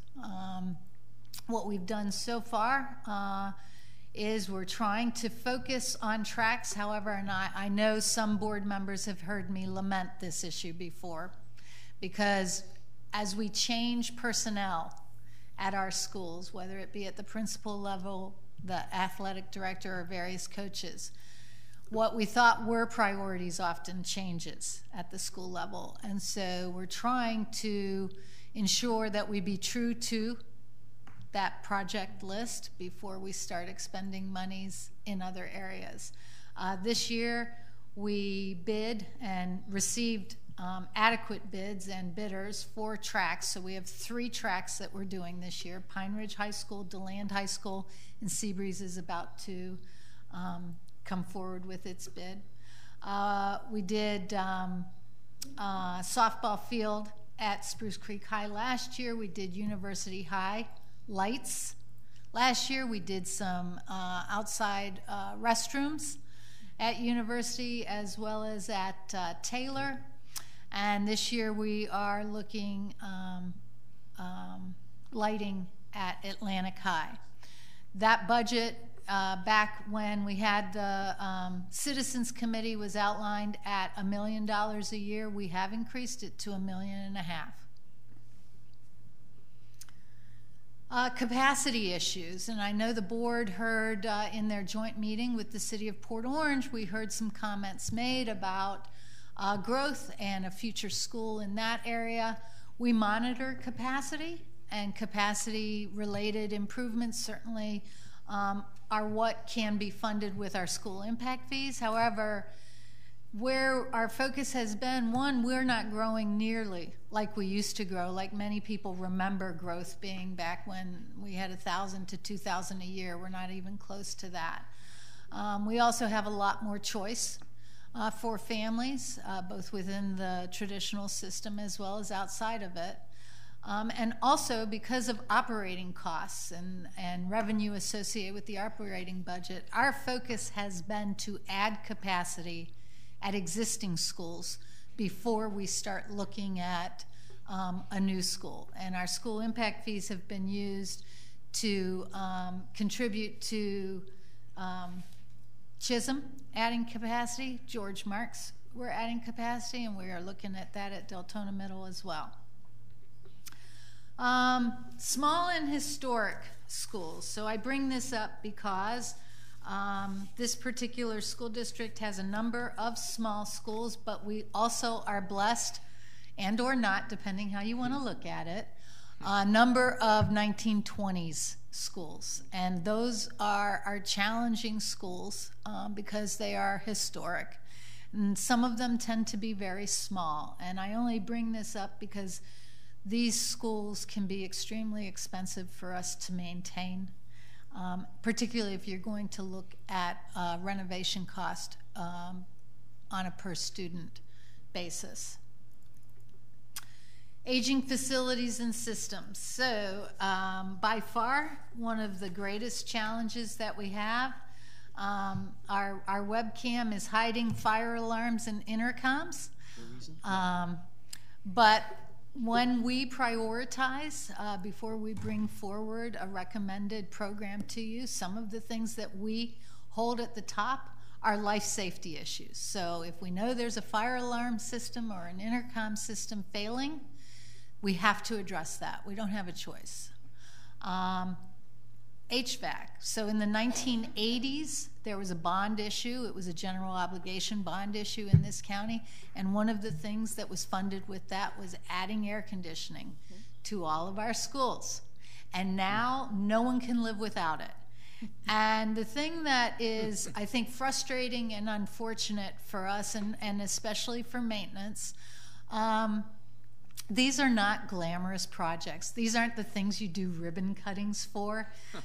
But these absolutely are the first things that people will scream the loudest about, is when it's not working. And just to put a little bit of perspective on this for you, we are in the process of reviewing projects that we will ultimately come forward to you with some sort of a recommended project list and a budget. We received 10 identified projects for fire alarms and or intercoms, and the estimated expenditure is $2 million. We received 23 projects that relate in some way to HVAC, and it is almost $40 million. How many did you say? 23. 23 different projects.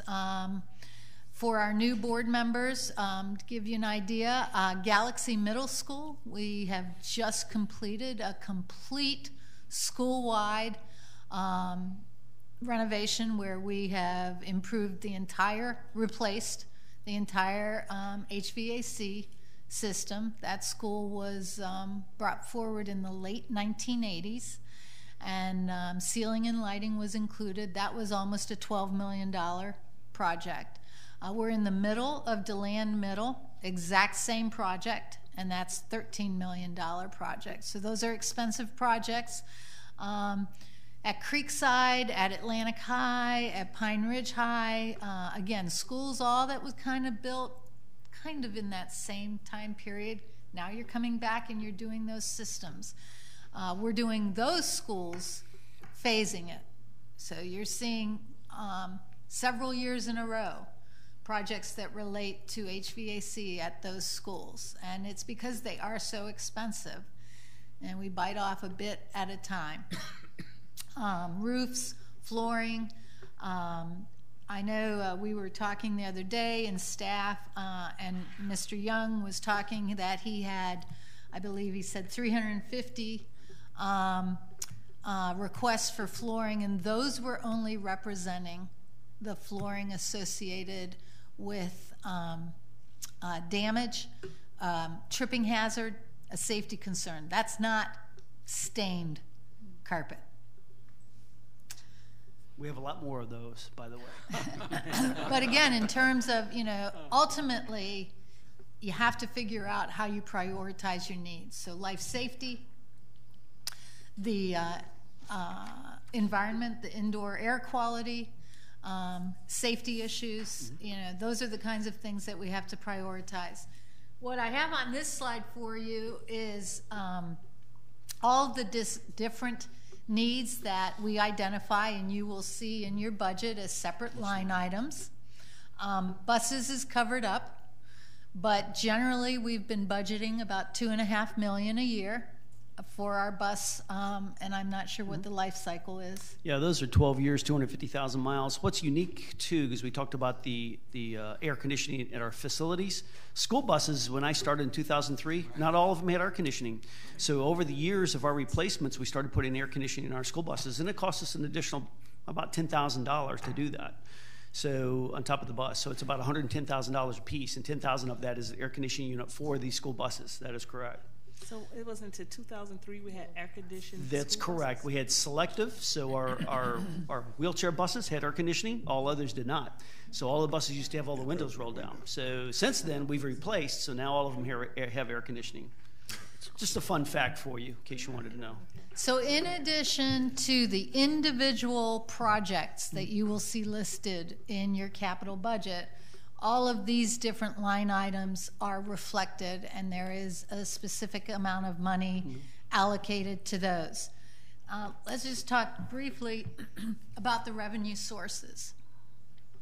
So basically, I really consider there to be two primary sources of revenue for capital.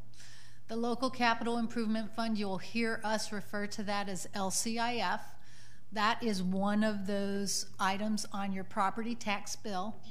Right now it is at 1.5 mils. That is the maximum that the board is authorized to levy. There was a period of time that the board was authorized to levy 2 mils, and the board did levy 2 mils. And I will tell you that it has made a huge difference, an adverse impact, in my opinion, in our ability to address needs, that we no longer are authorized locally to make that decision as to whether or not you want to levy a 2.0 mil. Back at the peak, which was in 2007, there was a 2.0 mil, and the revenue that came to this board was $78 million associated with that. This year, we're anticipating that 1.5 will bring in $55 million. So that gives you an idea of the difference. The half-cent sales tax, I don't know where we would be without it. We are bringing in approximately $42 million annually. So if you think of that $55 million, add that $42 million, you're a little over $90 million, $97 million. And that's pretty much your revenue stream. We have impact fees, but impact fees are extremely restrictive, and we can only use those in areas where we are adding capacity. So we are using that to supplement projects. We've used it at Westside Elementary. We're using it at Chisholm, and we plan to use it at George Marks and also at Deltona. And then lastly, state funds, it's hardly worth mentioning, but it is a revenue, $1.5 million. Used to be much greater than that. But a lot of the state funds now go to charter schools, and also we've always had to share that same source of revenue with the post-secondary schools. So if you go back and think about different line items, right? Have about $97 million between your LCIF and your sales tax. Your buses are $2.5 million. Security, we've been budgeting $2 million. Technology is $9 million. Debt service is almost at 25 million, and much of that is from years back. Only a small portion of that is associated with the $40 million that we did to kick off the sales tax program. So, you know, when you start taking into account what you have left, you know, we're trying to figure out pretty much how to spend about $50 million, you know, plus or minus. And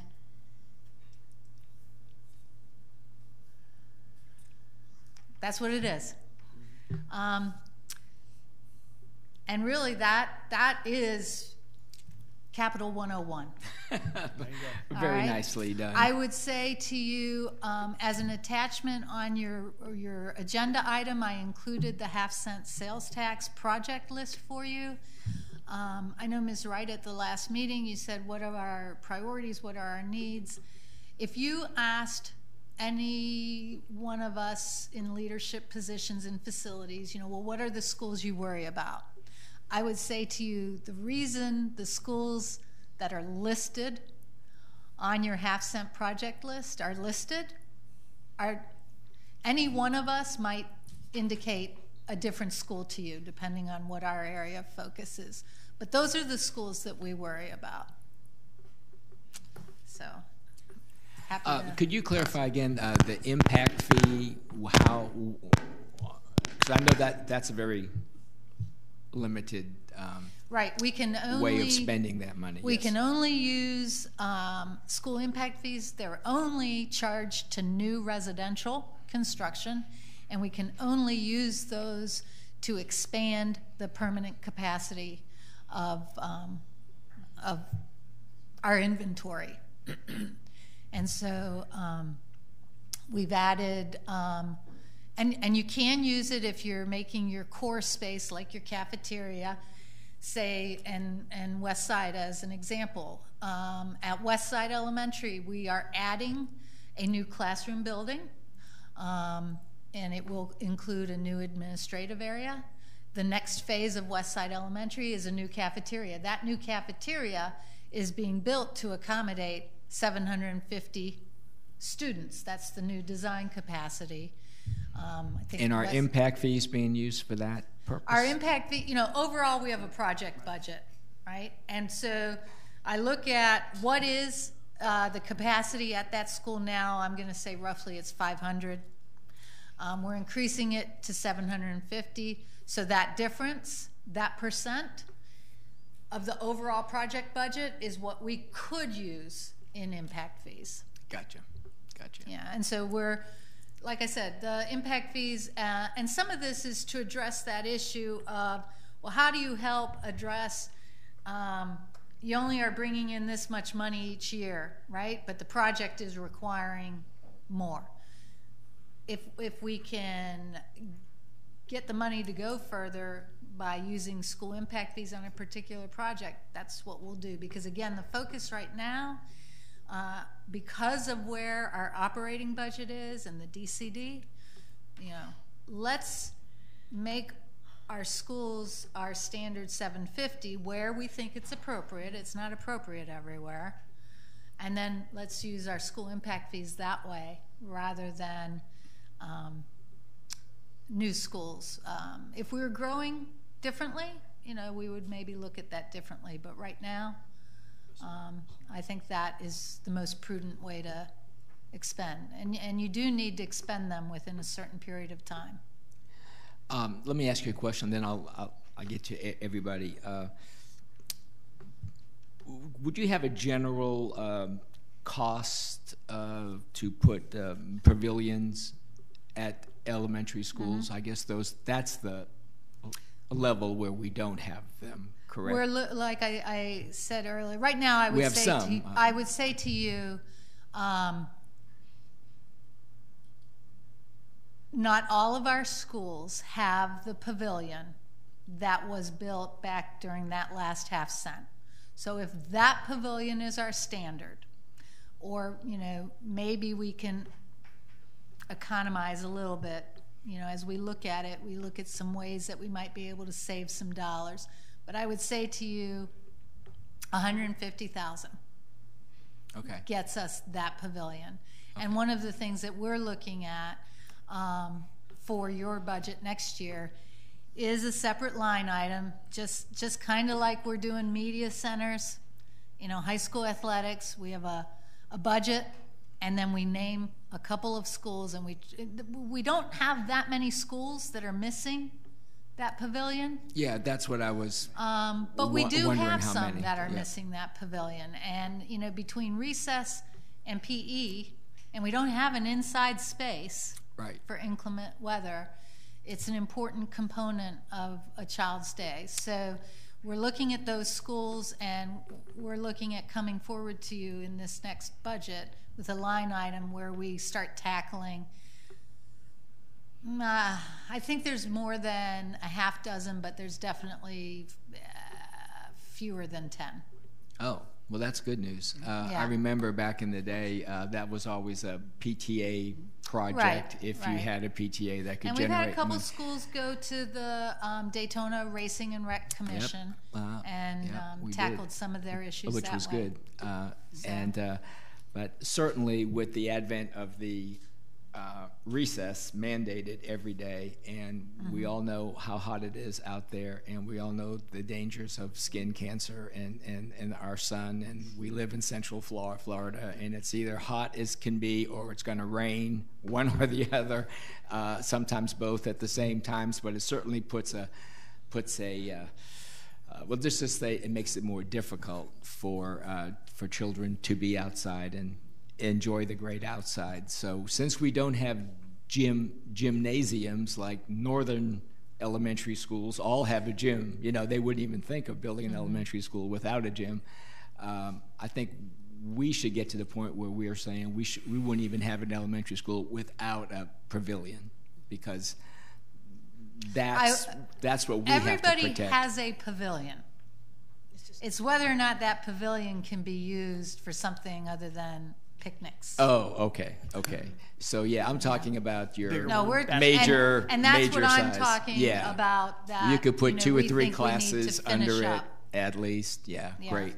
That's great. I'm glad to see that. Did you have a question, Mr. Colon? First, go ahead. And so historically, is what we're being faced with, seeing as you said there was a lot of construction about 30 years ago, was that funded then by bonds? And so now this many years later, we don't have the money to do it, and the maintenance is all going to start coming due for all, or the replacement or the life cycle of these is all going to come due at the same time. And so we may be looking at these needs, the needs for these improvements exceeding what we have right now.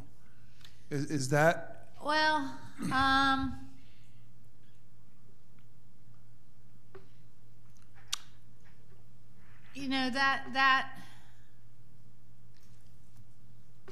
that could be a scenario. However,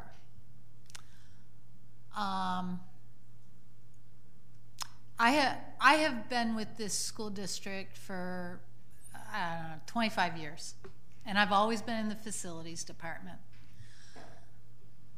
And I think that this school district, because I remember, and I was a low-level person, but I remember sitting in the conversations and hearing, this district has done a lot to ensure that they have a professionally managed maintenance department and that they address maintenance in an equitable way. So overall, I think that you have a lot to be proud of as a district in terms of the quality of your facilities and the services that are provided. What is concerning is that the revenue stream, so in the mid-1980s, that was a voter referendum for a general obligation bond. So the voters voted, to impose bonding money and paying for it with an additional property tax. That has been paid off. But that 2.0 mills that I spoke to, I mean, that had been in place for, I can't even tell you how many years, many, many years. And so when you're the size district that we are, and we're a big district, one, because geographically we're big. You know, Seminole has a similar number of students, but they're a more compact district, you know, so they don't have as many facilities as we do, or they're not using as many buses, they're not traveling. So we have a lot of inventory to maintain.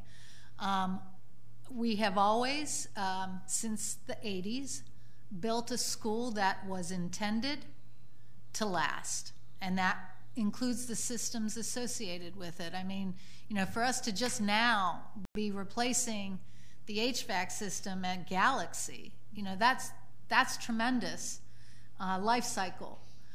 But we're under pressure in this environment, both because of revenue as well as the cost of construction and the cost of maintaining things,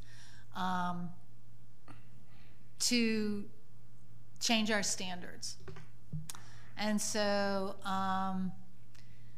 I do worry about our ability to keep up, you know, and I think, you know, to Mr. Persis's point, and I appreciate, you know, the emphasis on trying to minimize our debt. The last 5 years of collections for the last half cent, we had almost no money. We almost had no money to address our needs, and we were paying a lot in debt. Now the revenue stream had dropped, but those of us in the department, you know, who could see what was going to happen, we had gotten so many things addressed, right? And then for 5 years, you know, we were lucky to do one roof, you know, and you could feel like, oh my gosh, we're going to get behind again. And so that is a concern I have. And I don't know that there is a good way to address it, because you're always going to be in trying to catch up, right? And being true to the sales tax project list and the oversight committee, I think is really important, because you can see now how much we rely on that half cent. So everything's a balancing act. It always is. And my point was, you know, as the age of schools, and a lot of our schools were built around the same time, they're all going to start needing this. And it's not a maintenance aspect, though. I believe there is a component there. I think it's a life cycle aspect. And so we had all this money to buy all of these HVAC systems in the 80s, and, you know, the life cycle is going to end. And so in the next 10 years, all of them are going to need replacement. And if you do the math, it probably is not going to add up to the income stream. And I think you've made a good point there. So I think it's something that as a board we should, and I'm sure this is what you live every day, is trying to figure out how, you know, and be realistic about the fact that, you know, let's not wait for it to break, because we can't live without it. I can't imagine going in bus. You know, I didn't even realize we didn't have air conditioning when I was in 2003, school. right. So it's also the other part of that. I mean, we start pushing out like painting our schools, you know. That costs a lot of money. So we used to have $7 million in facility maintenance to do maintenance work. That's cut down to $3 million, just over $3 million now. So we don't even have the funds we had before to be able to maintain that 10-year painting cycle. I was looking through something and saw minutes from a board discussion many, many years ago, and the conversation was about paint. And the paint cycle at the time was a school gets painted every 12 years. And there was conversation, well, we should at least get it to every 10 years. The paint cycle right now is almost every 19 years. So we pushed it out because we don't have the funds. I mean, that's why. So. Questions, Ms. Haynes? Anybody? Nobody. Mr. Colon, I do want to tell you, we have awesome project managers in our construction department, many of whom have been with this district for many, many years. And when you talk about being proactive, these guys know our schools inside and out. They know when a system is coming close. And so our job with you is trying to stage, which is why I said, you know, Creekside, Pine Ridge High School, Atlantic, we're phasing those. A lot of that's really the money side of it. Go in the middle school, we're trying to knock it out at one time. We try to do a blend of it, but you should feel good about the staff that's in your construction department. And again, I'm referring more. I was referring more to life cycle. There, you know, it's only supposed to last so long. Well, and last year the Project Oversight Committee, your half-cent Project Oversight Committee worked with us, and we actually, and I'll get you a copy of it. It was an appendix to their annual report that they file. But we looked exactly at that issue, at different systems and different materials, and what the life cycle was, and whether or not we should be changing what it is we do. And I'll make sure I get you a copy, and Ms. Haynes also. Ms. Morrissey, just looking at your graph, right, your slide right there, technology 9 million. Like, is that 9 million? What does that mean? 9 million that you spend every year, or 9 That's million? not the staff. That's the hardware, the infrastructure. And that's, I'm still not sure what that 9 million. We have budgeted, so we have infrastructure, so we do E-rates, and then we also have other replacement cycles for all of our computers and all of that. That's what that 9 billion. It's a budgeted system for capital. So that's an annual budget you have right now of 9 million. Yes. Okay, so the debt service, is that an annual? That's your annual budget expenditure every year. Yes. When is that going to go down? I mean, when do we pay up? 2031. Yikes. Most of it. All of it? I mean, well, it can't be all of it, but. You know, Ms. Mueller would have to check, but when I think everything is 2031. Yeah, there's a piece of it that's the half-cent, but most of it is a COPS issue from the last half-cent sales tax. COPS issue. A certificate of participation. It's a funding mechanism. Okay. It's a bond. It's a bond. Okay, and that was from obviously not this sales tax issue. The last sales one. tax. What was the total? Go ahead, Ms. Haynes. I'm sorry. What was the total amount we bonded on the last half-cent sales? I'd have to go back and look at it. I think sales tax revenue was 97 million, something around that, and then there was an additional amount, and I'd have to go back and look at the actual number. So from now till 2031, we're paying $25 million a year towards that bond. Is that right? Yeah. It seems like a lot. Yeah, it just seems like a lot.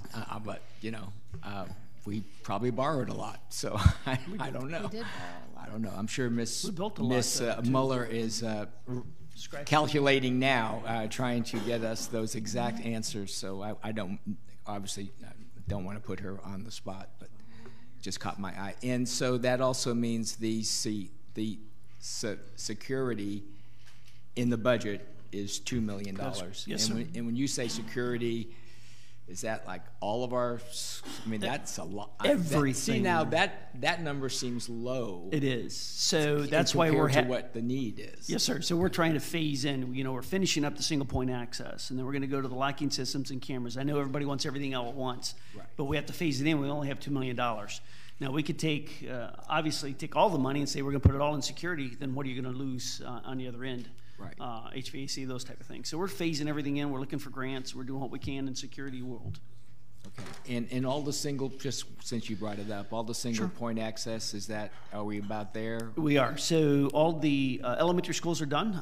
Middle schools are just about done, and we got a couple high schools we're finishing up. New Smyrna Beach is one of the last ones we're doing. We're looking at POs and then final drafts on those. So we'll have those done fairly quick. Great. By the That's end of the good. year. That's good. Ms. Wright, did you have okay, Ms. Haynes, no. Anybody else? Okay. Ms. Cuthbert, yes. We do consider the age, correct, of the facility. For example, Spruce Creek High School is 44, 45 years old, and not a whole lot has been done to Spruce Creek High School. I was thinking of all the other high schools, either they're new or fairly new or recently retrofitted, correct? Mm-hmm. So Spruce Creek High School's up for... That's one of the schools on the list that we have some concerns about. Okay, do you mind when we, as board members, advocate for facilities in our district? Well, they're competing, I'm so. not answering that. Well, no, well, I'll answer it. So what we're trying to do is, from a district standpoint, I mean, we're responsible for all 82 facilities. Yeah. We're going to advocate for the highest priority, the highest need based on our expertise, and that's what we're going to bring forward to you. Oh, I perfectly believe in your expertise. Right. Working with all of you, as long as I have, having a grandfather who is a civil engineer and I grew up with building my whole life, I perfectly agree. But I hope you don't mind. I have pointed a few things out. Sure. So, but I do appreciate very much all that you've done. Couldn't do it without you. I think we have some of the best FMTs, some of the best construction workers. I mean, I've never seen, from my recollection, shoddy work. The work even done during the hurricanes, the repairs during the hurricane, the FMTs just keeping our facilities going afterwards. It's just phenomenal what y'all do with small staff, not as many funds as we should have. So, but thank you. But yeah, so what happens if you recommend something, we got to take something off. So yeah, I you know, and Ms. Cuthbert, if you're not visiting your schools and seeing things and just questioning, you know, that's your role as a board member, so we understand. Okay, we have two more questions, I think. Okay. Ms. Wright and then Ms. Haynes. Go ahead. So the list, I know you attached the list, and you have some of your advisory board members here on the Half-Cent Oversight Committee. Mr. Matt? Yep. Okay. And so based on that Half-Cent, that attachment, they actually went and looked at all the facilities, especially the ones that are on this list. Am I correct? No, because that list came from the original Citizens Committee that we had when we were evaluating the question, should we go to the voters? And they did visit some, and our Project Oversight Committee has definitely visited some of our schools. That was my question. Some. Yes, they have, but not every single one, at least not, you know, as a guided facilities tour. Okay. But they have definitely seen the difference between what was new under the last Half-Cent, what's old today, and what, you know, they've been to Pearson twice while it was under construction and when it was completed. Okay, that was it. Thank you. Thank you, Ms. Wright. Ms. Haynes. So, is it possible for us to get a list of each of the schools? Because on the slide where you have the small schools and the historic buildings, so you listed the two, you know, beachside small schools. You didn't list the 8 buildings that were constructed prior to 1920, and even though I could probably figure it out, what I'd like to see, because we're talking about when was it built or when was it updated, could we just have a list of all the schools? I have that. And talk about the original, you know, building date. Now, you know, like when we look at Osteen Elementary, we don't need to talk about, Osteen Elementary has a brand new school. I mean, so I would want to know more about the current building they're using, not, you know, the original one that was built and then knocked down and all of that. But so that we just have an idea, because I know Ruben's advocating for Deltona Middle, which is on the list, but I kind of said to him, well, 32 years ago, you know, they're set Deltona Middle and they're set Enterprise, which has been piecemealed for many years, you know, with the old building moving across the street. But everything else out in Deltona is brand new when you look at the other 4 districts, because Deltona didn't exist. I mean, I don't agree. It's a great, no, really. When I came here 32 years ago, they were building Deltona Lakes Elementary, and nothing else. I mean, you had the old Osteen, you had Enterprise, you had Orange City, and then you had Deltona Lakes Elementary being built, and it's just been a snowball effect from there. So when he looks at his schools and says they're old, they're not old when you look at when you look at you know, the other schools. So I would appreciate just that I had a better understanding, a list with the current building they're in, or the piecemealed. You know, like when you have to take Enterprise, you're going to have to say you've got this building at Enterprise that was built here, and then it does have a new building that came in the last. I have an existing document, and I will send it to all of you. It would help us. And if it doesn't meet your needs, let me know. Okay. Great. Thank you. Ms. Cuthbert, yeah, sure. You know, it is a testament to what our district culture has been in construction. When you have Edgewater Public is still very functioning, and it's over 50 years old. When you have Coronado Elementary, as much as it's been battered by hurricanes, and with the maintenance, it's still standing.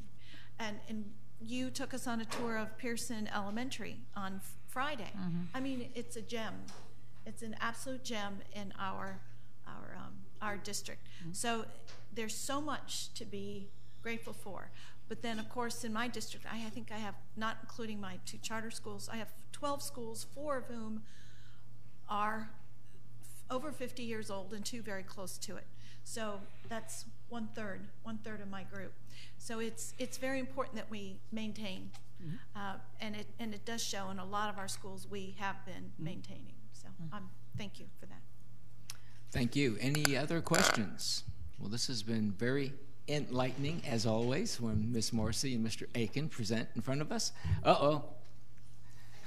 Here we go.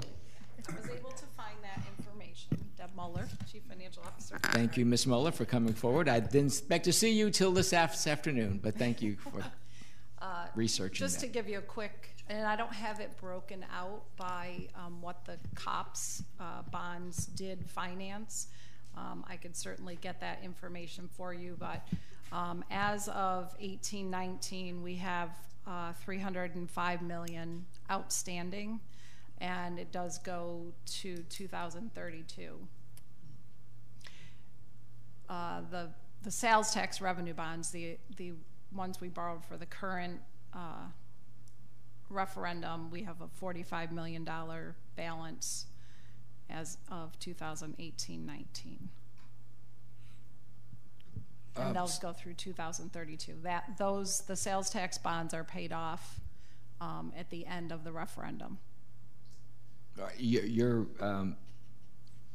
just kind of back up again, Sure. Deb. You're talking a little softly. So I'm sorry. I want to make sure that I heard you right. So when you say there's $305 million, that's what we borrowed? That's the outstanding balance. That's what we, as of this year. That's the balance. I'd have so to go back obviously and we look at the borrowed total a lot borrowing. less, but we're paying back 305. Right. And then the payment, was that accurate? What we saw here, 24 million, something a year. There is a bond issue that's from the state Board of Education, Kobe bonds, which has a small portion.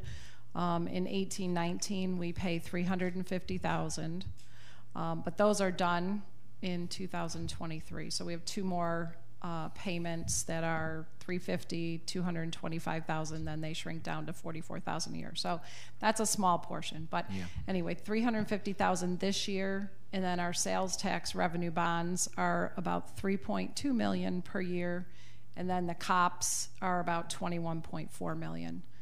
The bulk of it is 21 million. The COPS. The 21 million COPS. Right. And so that's where Sarah Lee was making the lion's point share right there. that we borrowed 21 a lot of million money. of the 24 is that from the previous. I know University High School's in there. I can't remember what else, but I know that was part of it. Smyrna High. Was New Smyrna High in there? New Smyrna High, could that have been it? It was built right before University. Yeah. Okay, thank you for that information. We are adjourned and come back at 3:30.